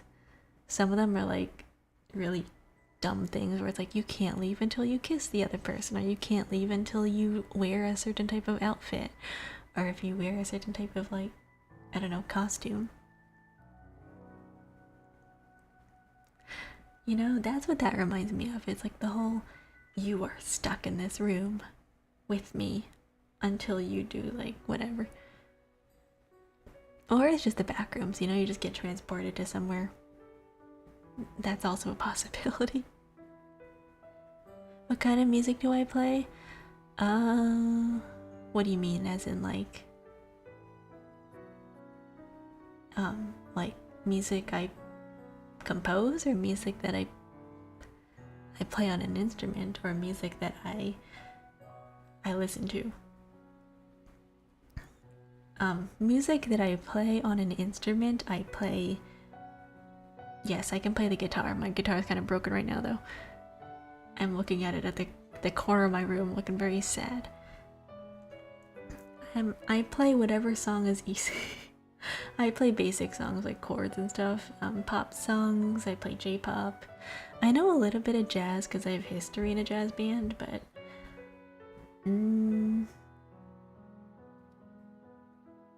I forgot everything. I forgot all my chords. It's been a while since I practiced.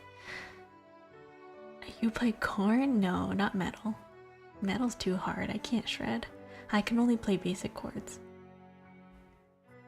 I play a real, like, I do fingerstyle once in a while.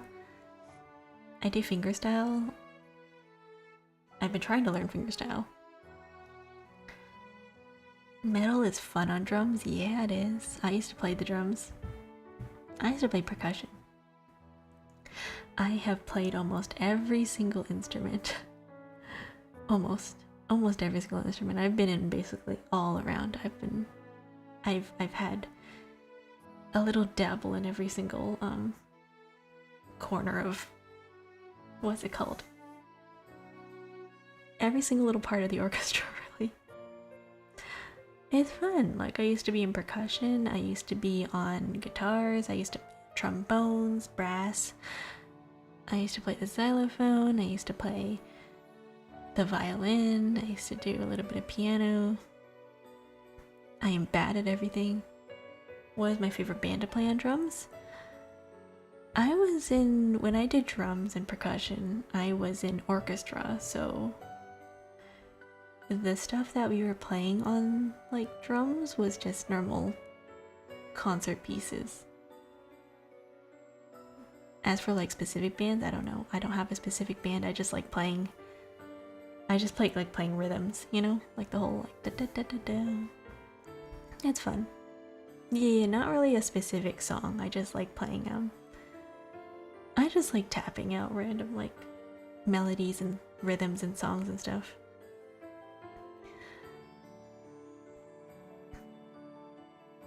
But I've been trying to get more practice into playing the guitar, that reminds me, I need to contact some people and be like, hey, I need to fix this guitar. I make art, yes I do. All of my emotes I made myself. Not this background, but my normal overlay, well, my other overlay, I do make. My other overlay, I can show you. I have this one. This is my overlay. I made this one. This is just my cozy room that I have. I'm actually working on another room background that's currently in the works. But yes, I do make art. I post it in my Discord channel, but I don't post it anywhere online. No, I don't. I have a couple pieces on my Twitter, but not very many. I should post online, but I'm like, I've got this like crippling anxiety of posting online anywhere, unfortunately. But I don't know. What's my Twitter? It should be linked in down below if you go to my about page. I believe it's just Kyokami_ dog eye stream, I know. Kyokami_. Where is my... Oh man, I don't have it. I used to have this text overlay that would just have my socials in all caps across the screen. Let's see if I can find it. Do I have it still? Oh, it is right there. Max letters, just like... I don't know why I have this. Uh-oh. I made this a really long time ago when I first started streaming and I just never removed it. It was gonna be my pop-up blocker. There's my Twitter. I made that a long time ago. It was gonna be like copy paste all over the screen.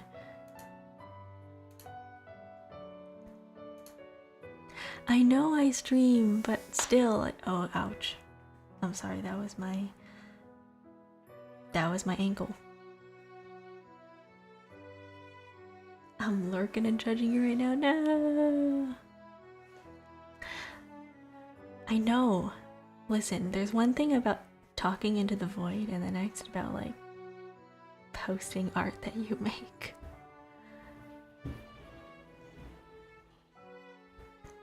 because art is like something that changes, I guess. And the last time not really, well, not true.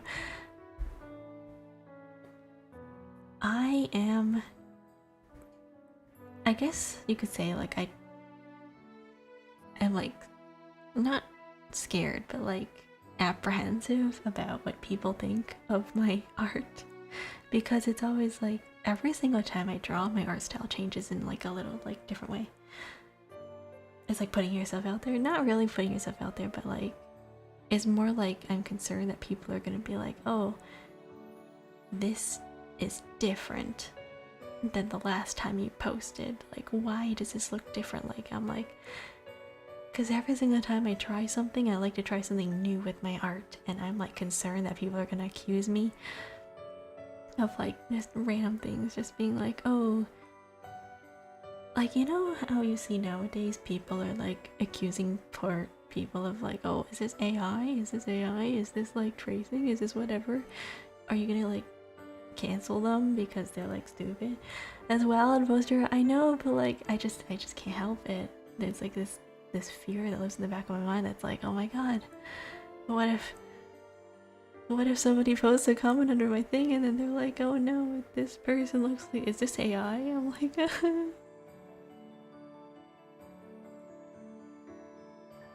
know, I do art streams sometimes. I do stream art. I should post my art, you're right, I should. I should. Yeah. I have no comment to that. Maybe I should, probably. I say that and then I never do. Ha ha ha. I'm like, yeah, I should post art. And I'm like, eh. I don't think it's good enough. Listen, one day maybe, yeah. I post my emotes, I do my like stuff. I post like stuff I make for stream on. I post stuff I make for stream on socials, but when it comes to just random doodles and drawings, like I don't.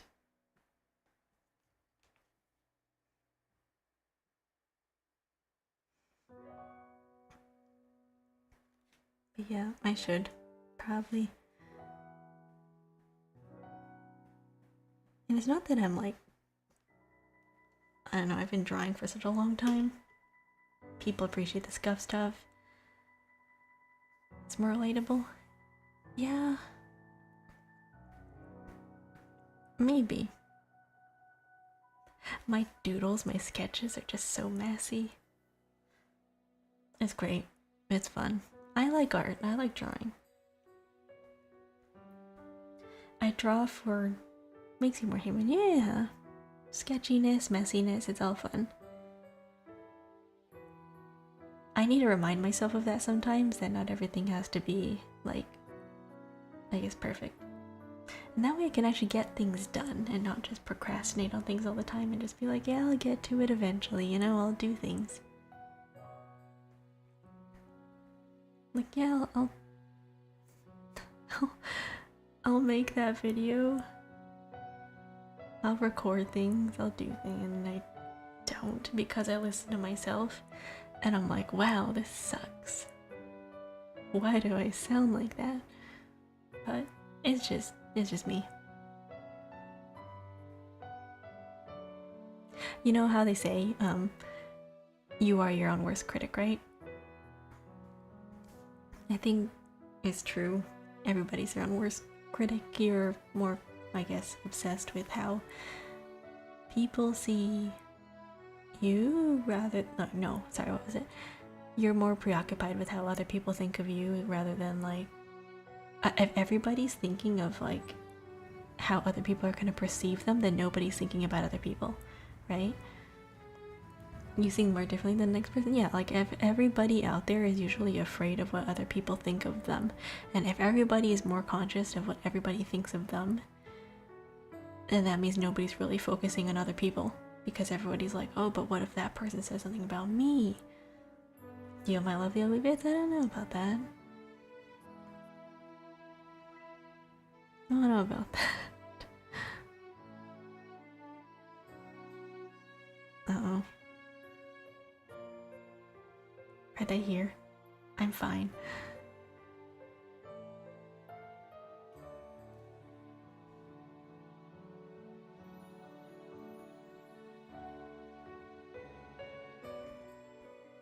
Yeah, everyone's just preoccupied with how they're perceived. Yeah, if everybody's like thinking about like, oh my god, what's that person thinking of me? Then, you know, it doesn't really matter.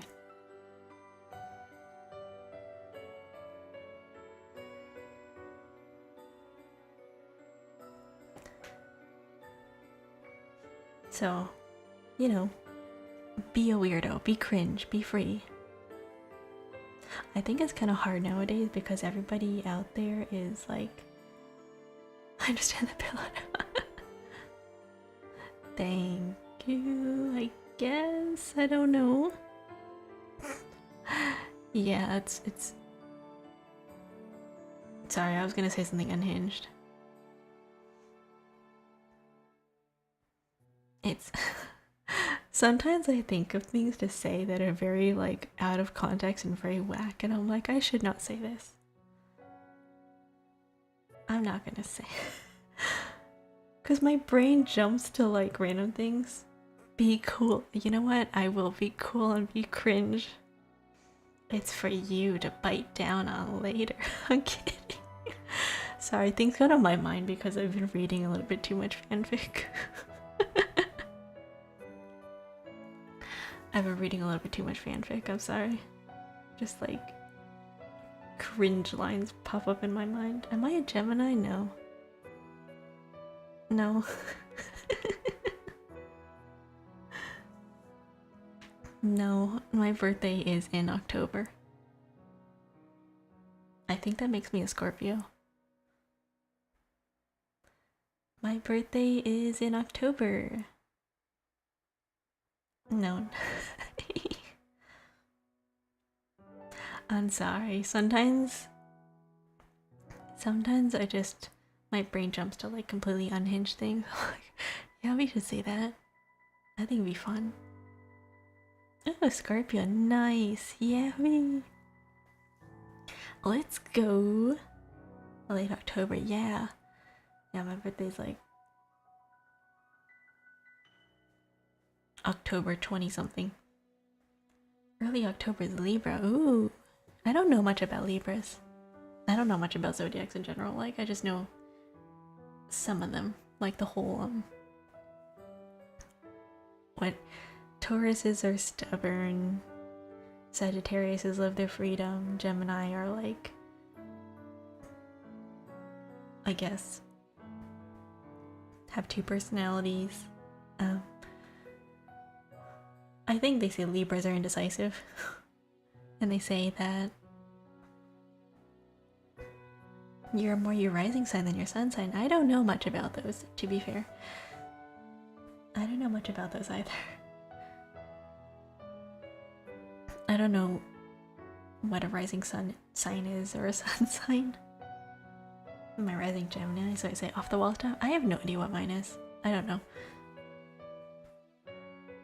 I'm sure there's a calculator out there, but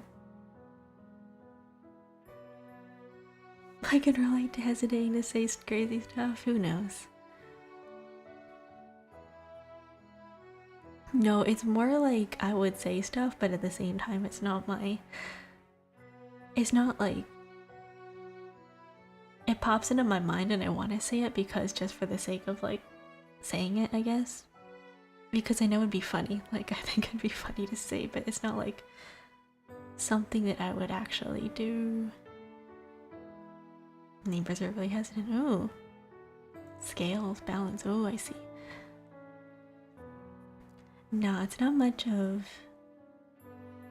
It's not really like hesitating because it's like, oh, should I say that? Should I not? It's because like that's not what I think about in my normal day-to-day life. It's just that things pop into my brain and I'm like, I should say it because it's funny. I think it's funny.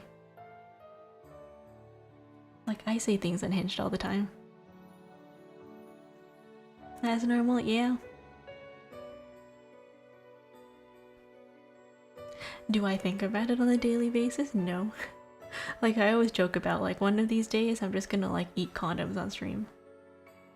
Like, I'm just gonna do, like, a condom tasting. I'm gonna do a condom tasting review, just a tier list. Wish more people could say the unhinged things. Oh, don't worry. I might not say, like, sussy unhinged things, but I definitely do say unhinged things once in a while. That's because it's curiosity. Ain't no way? What do you mean ain't no way? I think it'd be fun. I have them right now. I've had them for like the past couple months. They've just been in my bag. If anybody looks at my bag, I was gonna do like this whole thing where I was gonna be like, what's in my bag? Hand cam. And I was just gonna pull out like condom.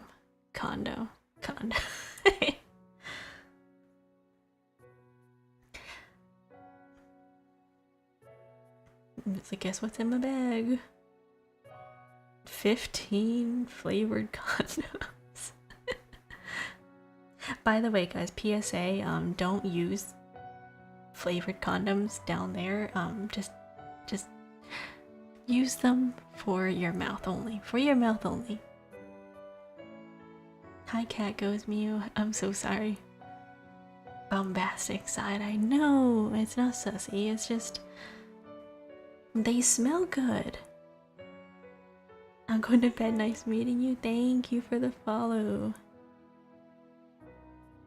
Thank you for the follow. It was nice talking to you. It was a nice chat. Why did I just have that pop up? Oh, achievement. Sorry. Hey, we've reached 250 followers. Nice meeting you too. Thank you very much for stopping by. Good night. One sec, let me tuck you in. Oops. Good night. Thank you for stopping by. Thank you. Yay. It's been a wild stream. I'm so sorry, this is not my normal content. Okay, it's good night. Yes, good night. Okay, never mind. This is technically my normal content. My normal content is just yapping and I talk about random topics that come into my mind. I lied. This is my normal content. I just realized. I'm like, no, it's normally not like this. And I'm like, no, it is. Maybe... What do you mean I see that as a win? That this isn't my normal content? Are you saying that you don't like... God, sorry, I'm kidding. Yapping is good? Yeah, yapping is fun. I miss yapping. But at the same time, sometimes I'm like sitting here, I'm like, what should I talk about? Not right now though, not right now. Sometimes I have moods like that where I'm like sitting there, I'm like my brain blank, my brain dead. But other times I'm like, I could just talk forever. But it does get a little bit sad if I'm just sitting here and then like there's, I guess, nobody here. I like when people talk to me. It's a little bit lonely if nobody does. And then I'm like, okay, well, I guess it's just gonna be a challenge for me to just yap harder, I guess. But it is 12:15. Anyways, how are you guys? How are you guys? It is past midnight. And also it is no longer April Fool's Day, so thank you. Thank you. Tired? Dear, no. Ah. Stop. Trying to find my ADHD. Ah, yes. The normal ADHD struggles. I'm doing quite flamboyant in yourself. Sorry, I have to read that in like... I have to read that in a British accent. Doing quite flamboyant on yourself. I'm kidding. I'm sorry. I've never seen anybody use that in that context, but good for you. Great. I'm doing well. Yes, my British accent. 6:16 a.m. and sleep eludes me. Oh boy. I hope that you at least take a nap later on in the day. I hope you do. I hope you get a nap. Or maybe close your eyes. Close your eyes right now. Close your eyes. Close your eyes. Go to bed. Sleep. You are feeling very sleepy. Ooh. Oh man, is it like by choice or is it just like a difficulty sleeping? Yes, I'm doing well. I'm doing well. I'm having a great time. It's kind of fun. Like I'm trying a new format. Can you tell? I'm trying a new format that I normally don't do. Because normally I do yapping streams, just chatting. But this time I was like, what if I do it, but I turn up my gain? I turn up my gain and I sit really, really close to my microphone, and that's it. It's just a normal yapping stream, but the only difference is that I'm just speaking quieter than I normally do.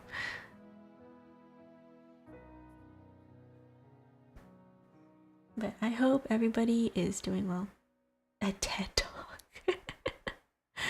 Yes, a TED Talk. But instead of having a preset presentation, I'm just going on 50 million tangents. Gains? Yeah, check these out. Wait. No, I don't have it. I was gonna be like, got gains, yeah, then I pull out my arms, my muscles. But I don't have any muscles because my arms are noodles. But we will pretend that I just did that.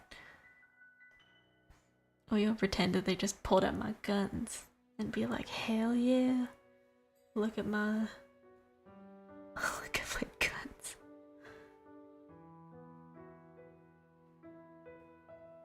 Sleep schedule is non-existent. Oh no.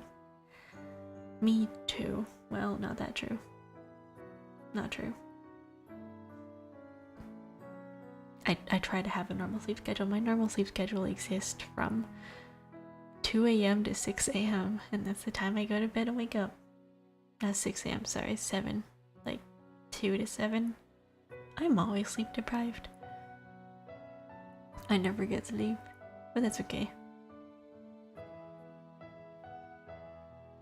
It's always like, should I go to bed? And it's always like, nah. Tried a lot of different sleep meds, but end up more lethargic than a sloth. Oh, nah. That sucks. Like, I've never had difficulty sleeping. It's just more of like, I get distracted and I'm like, oh man, I just want to read one more chapter. I want to read one more chapter of this book. I want to read one more chapter of this manga. I want to watch one more episode. And then I just never go to bed. So yeah, that's usually what happens. But as for like lying in bed trying to fall asleep but you can't, very rarely that happens to me, unless I have like, I don't know, like a sleep paralysis demon that pops in that's like, you are going to lie awake and you're going to stare at the corner of your room as a shadowy figure like feels like they're staring at you, you know?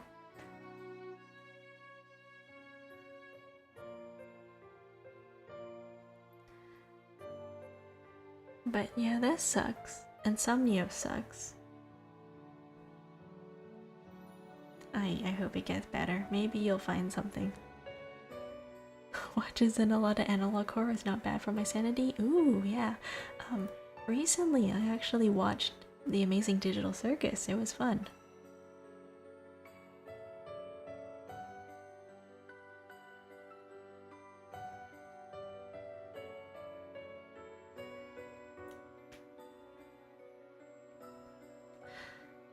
Sorry, I was just drinking water. Why are my bones cracking for no reason? What the heck? Time will tell. Yeah. It'll get better, maybe. I hope it does. I hope you get better. I know wanting to sleep and not being able to is difficult because you're like, you feel exhaustion and you know you should sleep, but you just can't. You know? That sucks. I'm sorry. But yeah, I recently watched The Amazing Digital Circus and it was actually quite fun. It's a very cute show. I really like, my two favorite characters is Kinger and Bubble. Because, well, Kinger because he's like cool, and then I like Bubble because Bubble's just kind of funny. Like there's just a lot of little bits in the show where Bubble just has really funny dialogue, and it's just like, okay. I was so tired I could not remember basic things, and I'm scared I have brain damage. Oh no. Oh no. Yeah, sleep deprivation does do that to you. Have you ever heard of that copy pasta? I think creepypasta, something like that, of the Russian sleep experiment. Whenever people mention like forced insomnia specifically, I get reminded of that copy pasta. You know, the Russian sleep experiment. I haven't watched it unfortunately, but watched Walton Files, FNAF horror stuff and stuff like that. Ooh, cool. Yeah, FNAF horror lore videos are pretty interesting. I remember watching that kind of stuff a long time ago when Five Nights at Freddy's first came out, but nowadays, not anymore. I feel like it's gotten a little bit too big.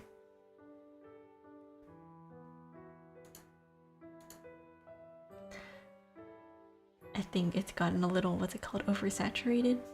Not oversaturated, sorry, mainstream. It's gotten a little bit mainstream now.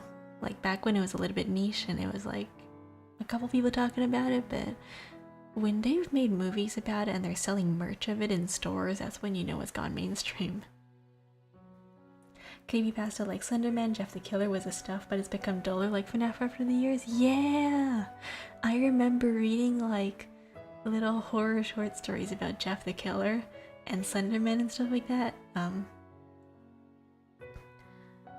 Tiki Toby and stuff like that. Smile Dog, all the characters on like Reddit posts a long time ago or in forums. And sometimes it was genuinely a little bit unsettling, but other times it would just be kind of wholesome. Like wholesome horror, it'd be like where they're all like kind of messed up, but they're a family and it was cute. Like the whole, they all live in a house together and they come back after they're doing their like their normal horror creepy stuff, like, oh, I just got back from killing a human, ha ha ha. And then like Slenderman turns around, he's like, I made dinner for everybody, and then he like pulls a batch of cookies out of the oven. And then they're like, okay, wash your hands, wash the blood off your face and come down for dinner. And they're like, okay, and then they're all like doing their little domestic cute things. It's kind of cute, it's fun. But yes, I remember reading, I guess, stories about original internet horror was something else. It was cute, it was kind of fun. Merch for horror stuff feels so weird because 80% of the fear comes from the strangeness unknown. Yeah, I feel like when they try to make horror mainstream, like when they were selling the Poppy Playtime Mr. Huggy plushies, right? It stops becoming creepy and more of like, this is just a mascot. This is just a mascot. That's it. It's not scary. It's just a mascot with teeth. But yeah, the early creepypasta stories of like found family was kind of cute, you know, in like a weird way. A little bit comforting, you know. But I remember reading one story that was very odd, like creepy kind of, where it was like Jeff the Killer breaks into your house and he like he like kills you because he somehow breaks into your room when you were typing a fanfic of him, and he's like, surprise, and then he like you know this is an old go to sleep, stabs you. You know it's an old fic when they talk about him prying the keycaps off of the keyboard with a knife. That was the story. It was him prying the keys off your keyboard with a knife and being like, oh, you know what the most used letter of the alphabet on a keyboard is? The letter E. And then he would pop off the E key, and then he would like shove it into the reader or main character, whatever, whoever's reading. POV, second person perspective, I think, like with you, shoves it into their mouth and then like forces them to eat it, and then they like feed them the entire keyboard and then stabs them, and it's just like kind of gruesome, but at the same time you're like, wow, that's creative. That's horror. And I remember like that, it still lives in my head, rent free. It's like one of the more well-known, I guess, horrors. Or like a lot of older ones too, like the story of the Ben drowned one, the lore. I remember reading a lot of these internet creature lores, and they're kind of fascinating. Nowadays it's mostly a lot of SCP stuff. Ben drowned makes me sleepless. I feel like Ben drowned scarred a lot of kids back then because of how realistic it, not really realistic, but like the whole, I got this old bootleg DVD at a garage sale and I'm gonna go play it, because you know everybody who was in a creepypastas usually has some kind of cross-sectional interest in video games, so it was a little too close for home for some people. Like running into a serial killer, unrealistic, but you know, getting corrupted and taken into a video game, it's a little bit more close to home than for some people. But yes, Smile Dog was terrifying to me. That image of the dog is just like, okay, that's gonna give me nightmares. Just the face in the dark, oh my god. Endearing and unpredictable, feels like insanity and not jump scare, heavy current stuff, yeah.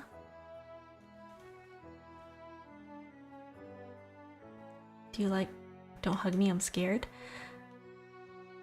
I remember when it first came out and everybody was theory crafting about it. I think that was kind of fun. That was fun. I like when people kind of get together over this collective new fandom and everybody's all like talking about it and theory crafting and going like, oh, did you see this detail in this part of the video? Did you see this? Did you see that? That's the most favorite part about a fandom, is when it's active and when people are talking about it collectively, because then it invites discussion. So when it first came out, I did like it because of like this discussions that I would have. And then I remember being in school specifically and showing my classmates Don't Hug Me, I'm Scared. And then everybody was like, oh my gosh, this is kind of cool. Like, it's analog horror, it's interesting, it's different than like what normal people would be seeing. So I think in a way, it was interesting. I don't know what happened to it though. They just kind of released the series and they were like, we will not explain anything further. Or maybe they did, but I haven't seen anything of it after it ended.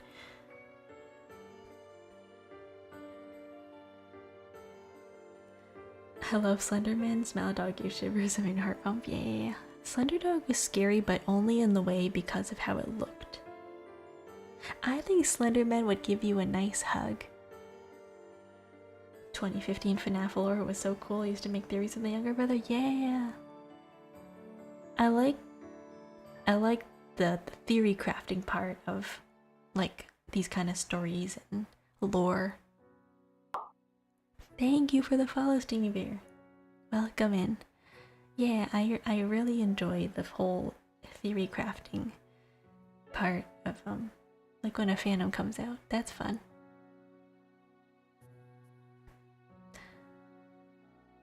Nowadays, I don't know. I feel like we lack a lot of, or people lack a lot of reading comprehension nowadays to be able to enjoy things. Boo! Welcome. My sister had a dream, not a nightmare, about Slenderman had a LAN party and she talked to him in his sleep. Oh my god. I find in every single story that's wholesome about Slenderman, he's just so... he's just so... yeah, quack. Thank you, first. Quack, yes. I feel like every single story about Slenderman is always just like he's the wholesome guy. He just wants to hug. He wants you to find his pictures that he drew in the forest and play with children, you know. Yeah, he's just a lonely fellow that died alone. He just needs a friend. I have a joke about a maze. What is your joke? What is the joke? I want to know. It is amazing. But didn't Skrillex make a video with Slenderman? I don't know.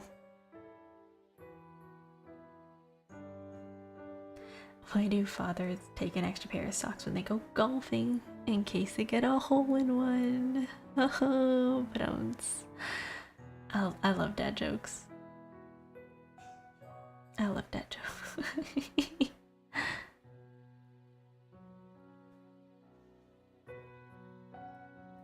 Oh my god, I remember LAN parties. Oh my god, those are old. Back when you used to be able to take devices outside and just have internet parties. No such thing as you know, global servers. They just had LAN parties where everybody had to be on the same internet. And you would connect through the Wi-Fi or connect through like signals or whoever was nearby. You had to be within, I think, like a 10-foot radius on the DS. Oh my god. Or like pick to chat. Oh my, that was fun. Slenderman's got long arms so he can hug multiple people at the same time.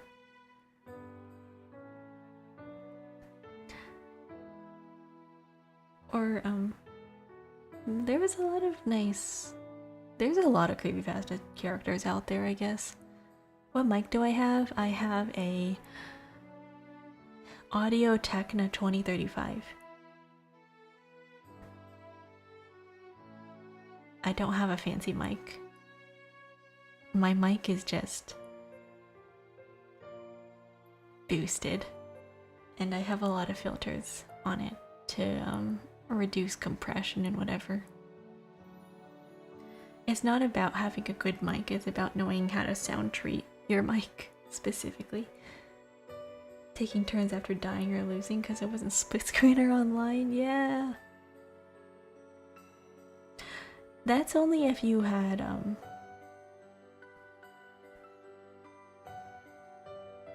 like if you weren't in the same room together.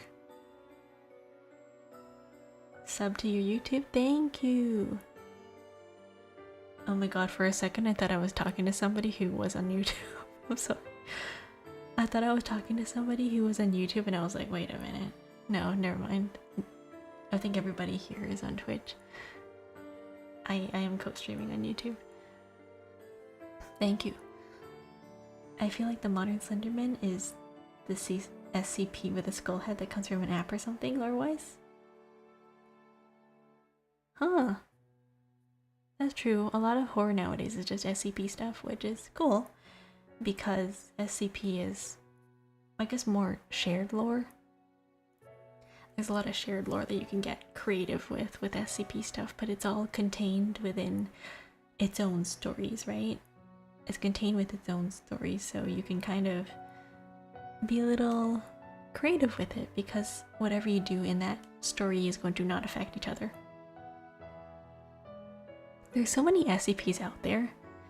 I don't keep track. I think my favorite ones though are just the obscure ones. It's just like, this is SCP-124 or whatever, and it's a rock, and that's it. It's just that the only difference about this rock is that when it's in a room, the earth tilts 7 degrees, and that's it. The earth tilts like 7 degrees, a very, very slight that you don't even notice, but it's there, and that's it. That's not horror. That's just eccentric occult stuff. Oh, there's other ones out there that's just like scary, like things like Backrooms horror, or search at Rule 34. Seems to have ruined a perfectly fine SCP. Oh my. You know, there's a very fine line, I would say, between horror and horny. You know? Some people are like, it's so scary that they just turn completely right around and go like, you know what, that is hot. You could tell me these random SCP numbers and I wouldn't know. I used to read a couple SCPs like a long time ago, but not anymore. Like, I don't know any of them. Look them up.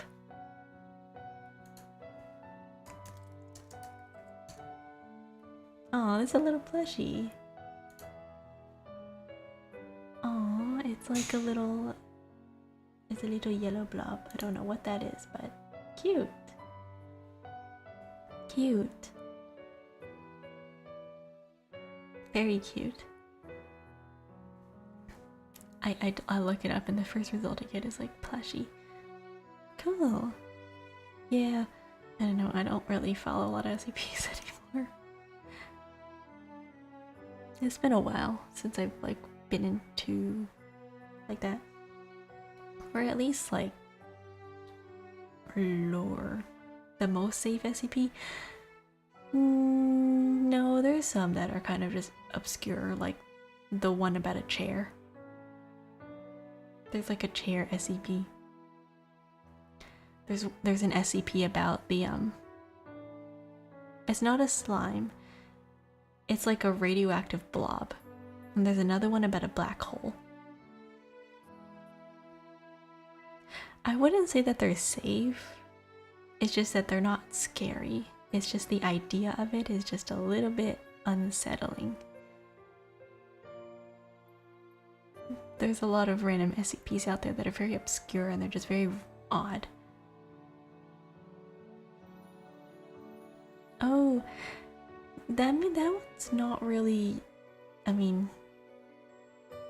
conspiracy theory. Some of them fall into they fall into conspiracy theory territory, or they're not. Like, you know, like a Black Mirror episode? You know how in Black Mirror they would bring up specific what if case scenarios? That's what that reminds me of, certain SCP cases where it's just like, oh, you know, this is an alternate universe, right? Like the whole, there's a lot of Reddit stories out there, or like a lot of little mini stories that people tell. Like that one guy who woke up and he was like, everything that happened in my life was all a dream. Like, he got married, he had kids, he lived out a life, he had a fulfilling job, everything. It was like going fine in his life. And then one day, he woke up. And they were like, oh, by the way, you've been dreaming. And that's the stuff that's kind of scary. That's like the stuff that's a little bit too real, and that's just scary. What am I in lore? I am a Tengu songbird. like the SCP robotics company that makes people into robots and have a massive international influence. Oh, there is actually a book kind of a little bit similar to that, where it's about they have abandoned humanity and transferred their consciousness into robots. I am a Tengu songbird. Give us cookie. I don't have cookie right now, but like, here you go.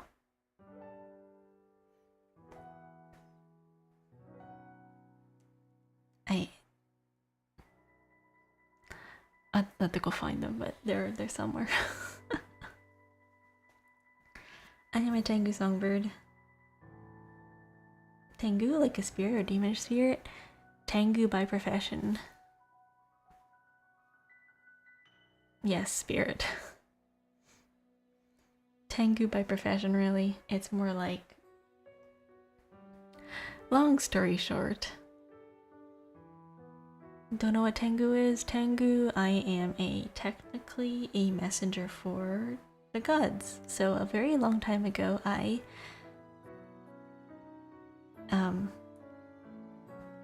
had nowhere to go, and then I found myself one day at a mountain, and I came across a shrine.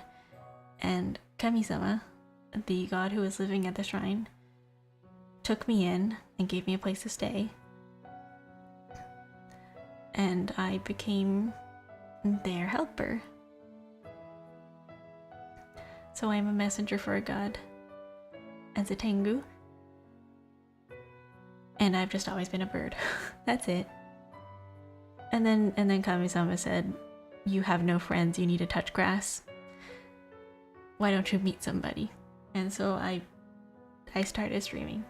That's literally my lore. It's true. I have no friends. I don't go outside. But you know, at least I get to talk to people, so it works out. It works out. And then my daily duties, you know, I look after the shrine. That is my job. I handle, you know, cleaning and finances and directing people where to go when they get lost.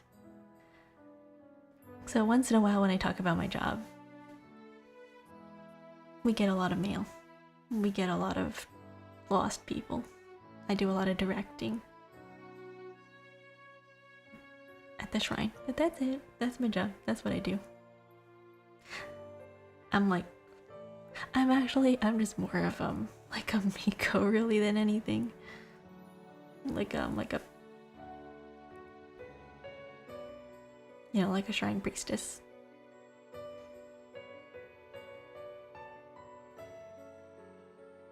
SCP, the Tengu god told me to touch grass. I do touch grass. Just not IRL. I touch grass in games. I don't know, I talk to the void. And it's great. I like talking to the void. And then the void talks back. That's how it feels. Streaming, if anybody was ever like, what does it feel like to be a streamer? It's just talking into the void. And then sometimes the void responds. Are we the abyss? Yes. You talk to the abyss and then the abyss says hi. You know, there was a writing prompt that reminds me. There was a writing prompt a long time ago that was like, you go outside one night and you notice that it is a full moon. You notice that there are 2 moons in the sky. You know those like writing prompts that people would post? And it was like, you walk outside and you notice that there are 2 moons in the sky. And that was the end of the writing prompt. And then somebody replied, you look at the eyes and they blink. And then you smile because you know that is the cat void. And then they were like, oh, that's like the most wholesome story that they've ever written. They were like, "Oh man, you took my horror writing prompt, my scary writing prompt, and you turned it wholesome." Because it's like you look outside at the sky, you notice there are two moons, and then you blink, and the sky, the void, blinks back at you, and it's just a big void cat in the sky, and you're like, "Oh, that's cute."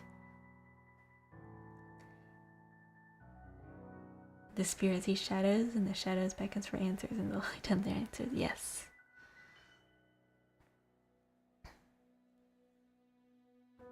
Hello. Welcome.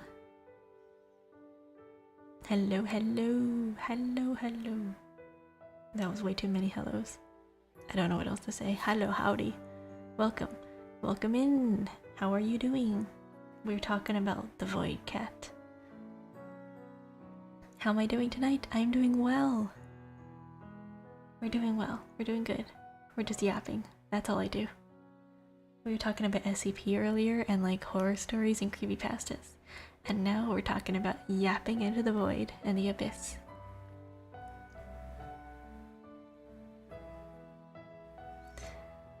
I don't know. The void is fun. It gives the exact same feeling of, you know when you're at the beach, or not the beach, the mountains, and there's nobody else around and it's very quiet and you could say anything and then you know nobody else will hear. That's how it feels sometimes streaming. Your voice is very soothing. Thank you very much. Thank you. Yes. I don't know what to say to that. I guess. Yes, thank you.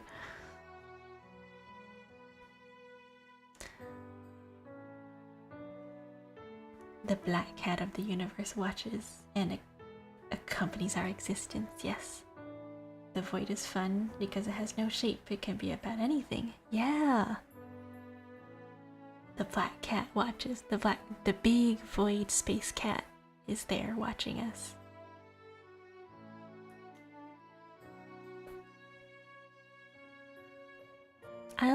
I like the nickname for black cats being like void cats. I like black cats. Like little void cats are so cute. Yes. I'm sorry, there's a person on YouTube I'm talking to. Hello, welcome person from YouTube. Aw, you have two cats. Two black kitties. Aw, I love black cats. It's like a struggle when you have all black clothes and you're looking at your floor and you're like, is this a cat or is this just a sweater? Yeah, the void can be anything. The void can just be anything you want. You look out into space at nighttime and you look at the sky and there's just nothing. And it's very fun to think about. Camouflage. Yes. Is that a hole in the floor? Oh no, just a cat. Or, you know, you're walking, right, around and you walk around, you try not to step on things because you're like, is this a cat or is this a clothes? Is this a hole in the floor? No, that's a cat. Yeah. The scariest thing is at nighttime when you can't see them. Black cats constantly enter my garden. They're great during Halloween. Ooh, nice. Aw, I miss stray kitties. I don't live in an area with stray cats. But I live too far into the forest to see rural stray cats, but thank you for the follow. I live a little bit too far to see stray cats, but you know, I used to back when I used to live a little bit closer to the city. I had a neighbor who had a really talkative orange cat, and he was so fluffy. and then you could talk to him, and every single thing you said, he would just reply with like, meow. He was so cute. And then I would walk home, and then he would always walk with me a very short distance, but he would meet me at a certain street, and we would walk from like the corner to the cat's like little house where they lived, and then they would basically just walk me home. It was very cute. Thank you. Can't see my cats in the dark even if they're mostly white. Oh my gosh. That's kind of scary. You know, like you're you're walking, and then you try not to kick your pets, but they're like running in front of you, and you're like, stop. I want a cat. Kind of sad.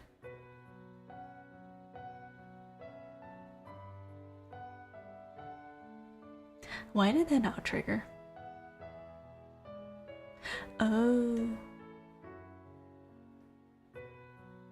It's like a minefield that was sad at me if I step, yeah, and then they look like you have the audacity to step on them when they were the one who ran in front of you.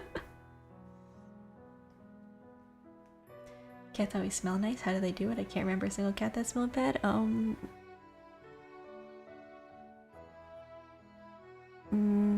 Not their bathroom. Cat pee smells bad, but if they've been lying in the sun, it's kind of nice to just stick your face in their fur and then be all like, ah yes, they smell like the sun. Very cute. Even then I feel guilt. Yes, you're like, oh, I'm so sorry.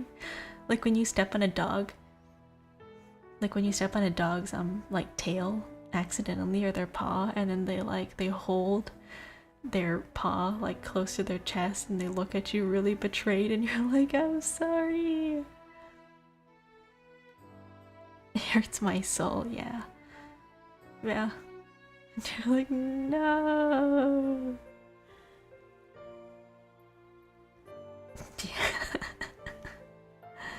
That's how it feels. Yep.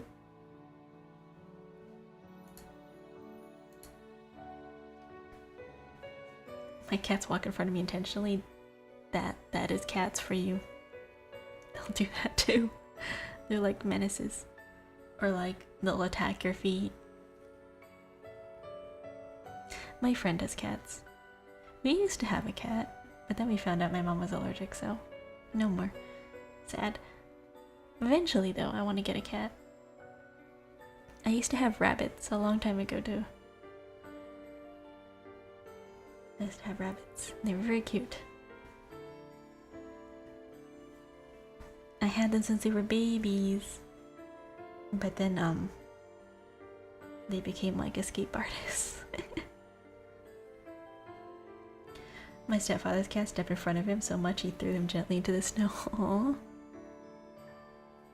Like, he picks them up and he tosses them. That's kind of funny. I like the imagery of like going on a walk with your cat, and then they like run in front of you, and then you just like you scoop them up, like, you know, when you scoop up a cat and then their back kind of arches a little because they don't want you to be picked up, but then they go ragdoll, and then you just kind of like toss them. You go like yeet. You like gently toss them, and they like do the thing where they land on their forepaws and they're like, meh. That's so cute. Yoink. Yeet. Yeah. I also like it when they don't eat what you give them unless you pet them. Cat demands a full service. I know a dog. I know a dog who's very much like that, but won't eat, even if the bowl is in front of them. Even if the bowl is in front of her. She will not eat unless you are staring at her and standing in front of her, watching her eat. Or she won't even eat if you do that too. She'll just stare at you.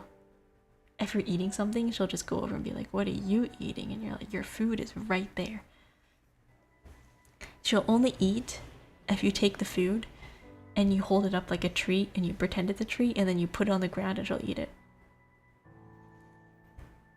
And you're like, literally, this is the exact same thing in your dog bowl. So like I have to take handfuls of the food and just scatter it on the floor, and she will die for that. She'll be like, floor food. I'm like, just eat out of your bowl, but she's like, no, I want to be hand fed. Oh, thank you for the head pat. Thank you. I don't know why that took so long to trigger. I guess it won't run two things at the same time. That's interesting.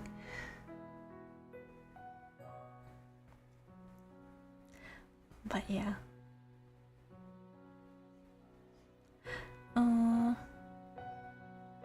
I want a pet. I want a cat. It's making me really want a cat. One day I'll get a cat, but not right now, cause I'm too into traveling and moving around that I don't think a cat would be good for them. Sorry, I don't think having a cat would be good right now because I move very often. My dumb torpedo of a cat ate bacon grease straight out of the pan and threw up a few days ago. I still felt bad. And felt she got karma. Oh no. Yeah. They just want to know what you're eating. I don't know, my favorite thing to do with animals is that when they go over and they're really interested in what you're eating, right? And then you like give it to them, you like stick your fork in front of their face and they like sniff it a little. You can't do this with dogs because they'll just go straight up. They'll just go straight up, eat it off your fork. But with cats, sometimes you can just hold it up to their face and they just want to sniff. They just want to see what you're eating and then they'll walk away. They'll be like, eh. It's so funny. I've seen videos where people will do that to their pets and then they'll go and sniff it and then they'll like gag.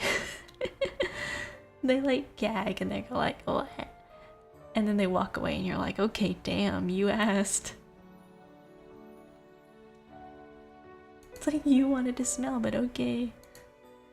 There's a time for everything. You are not currently in the pet arc of your story. Yeah.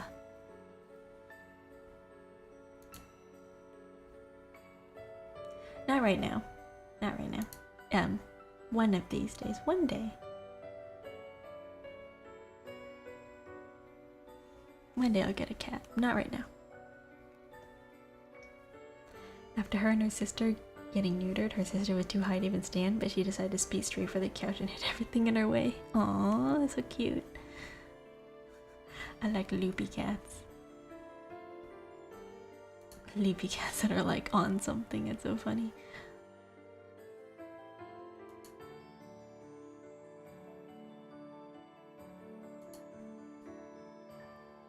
I had my rabbit that was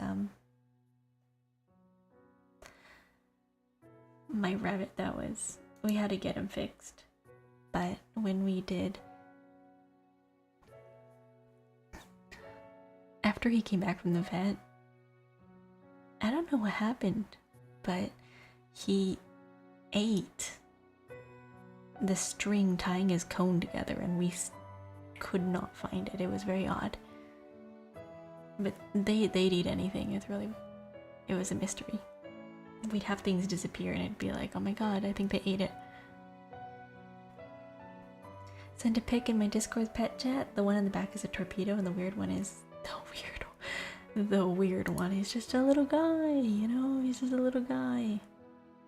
He's just a little guy. He may be a little bit weird, but he's a little guy, you know?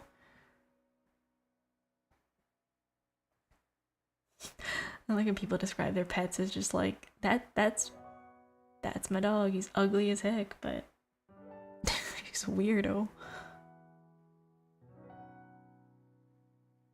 That's my dude. I like when people name pets after like human names. They're like, uh-oh, I'm lagging. They're like, oh, that's Steve. Steve ate a whole can of beans yesterday and threw up on the couch. And you're like, what? And they're like, oh no, that's my dog.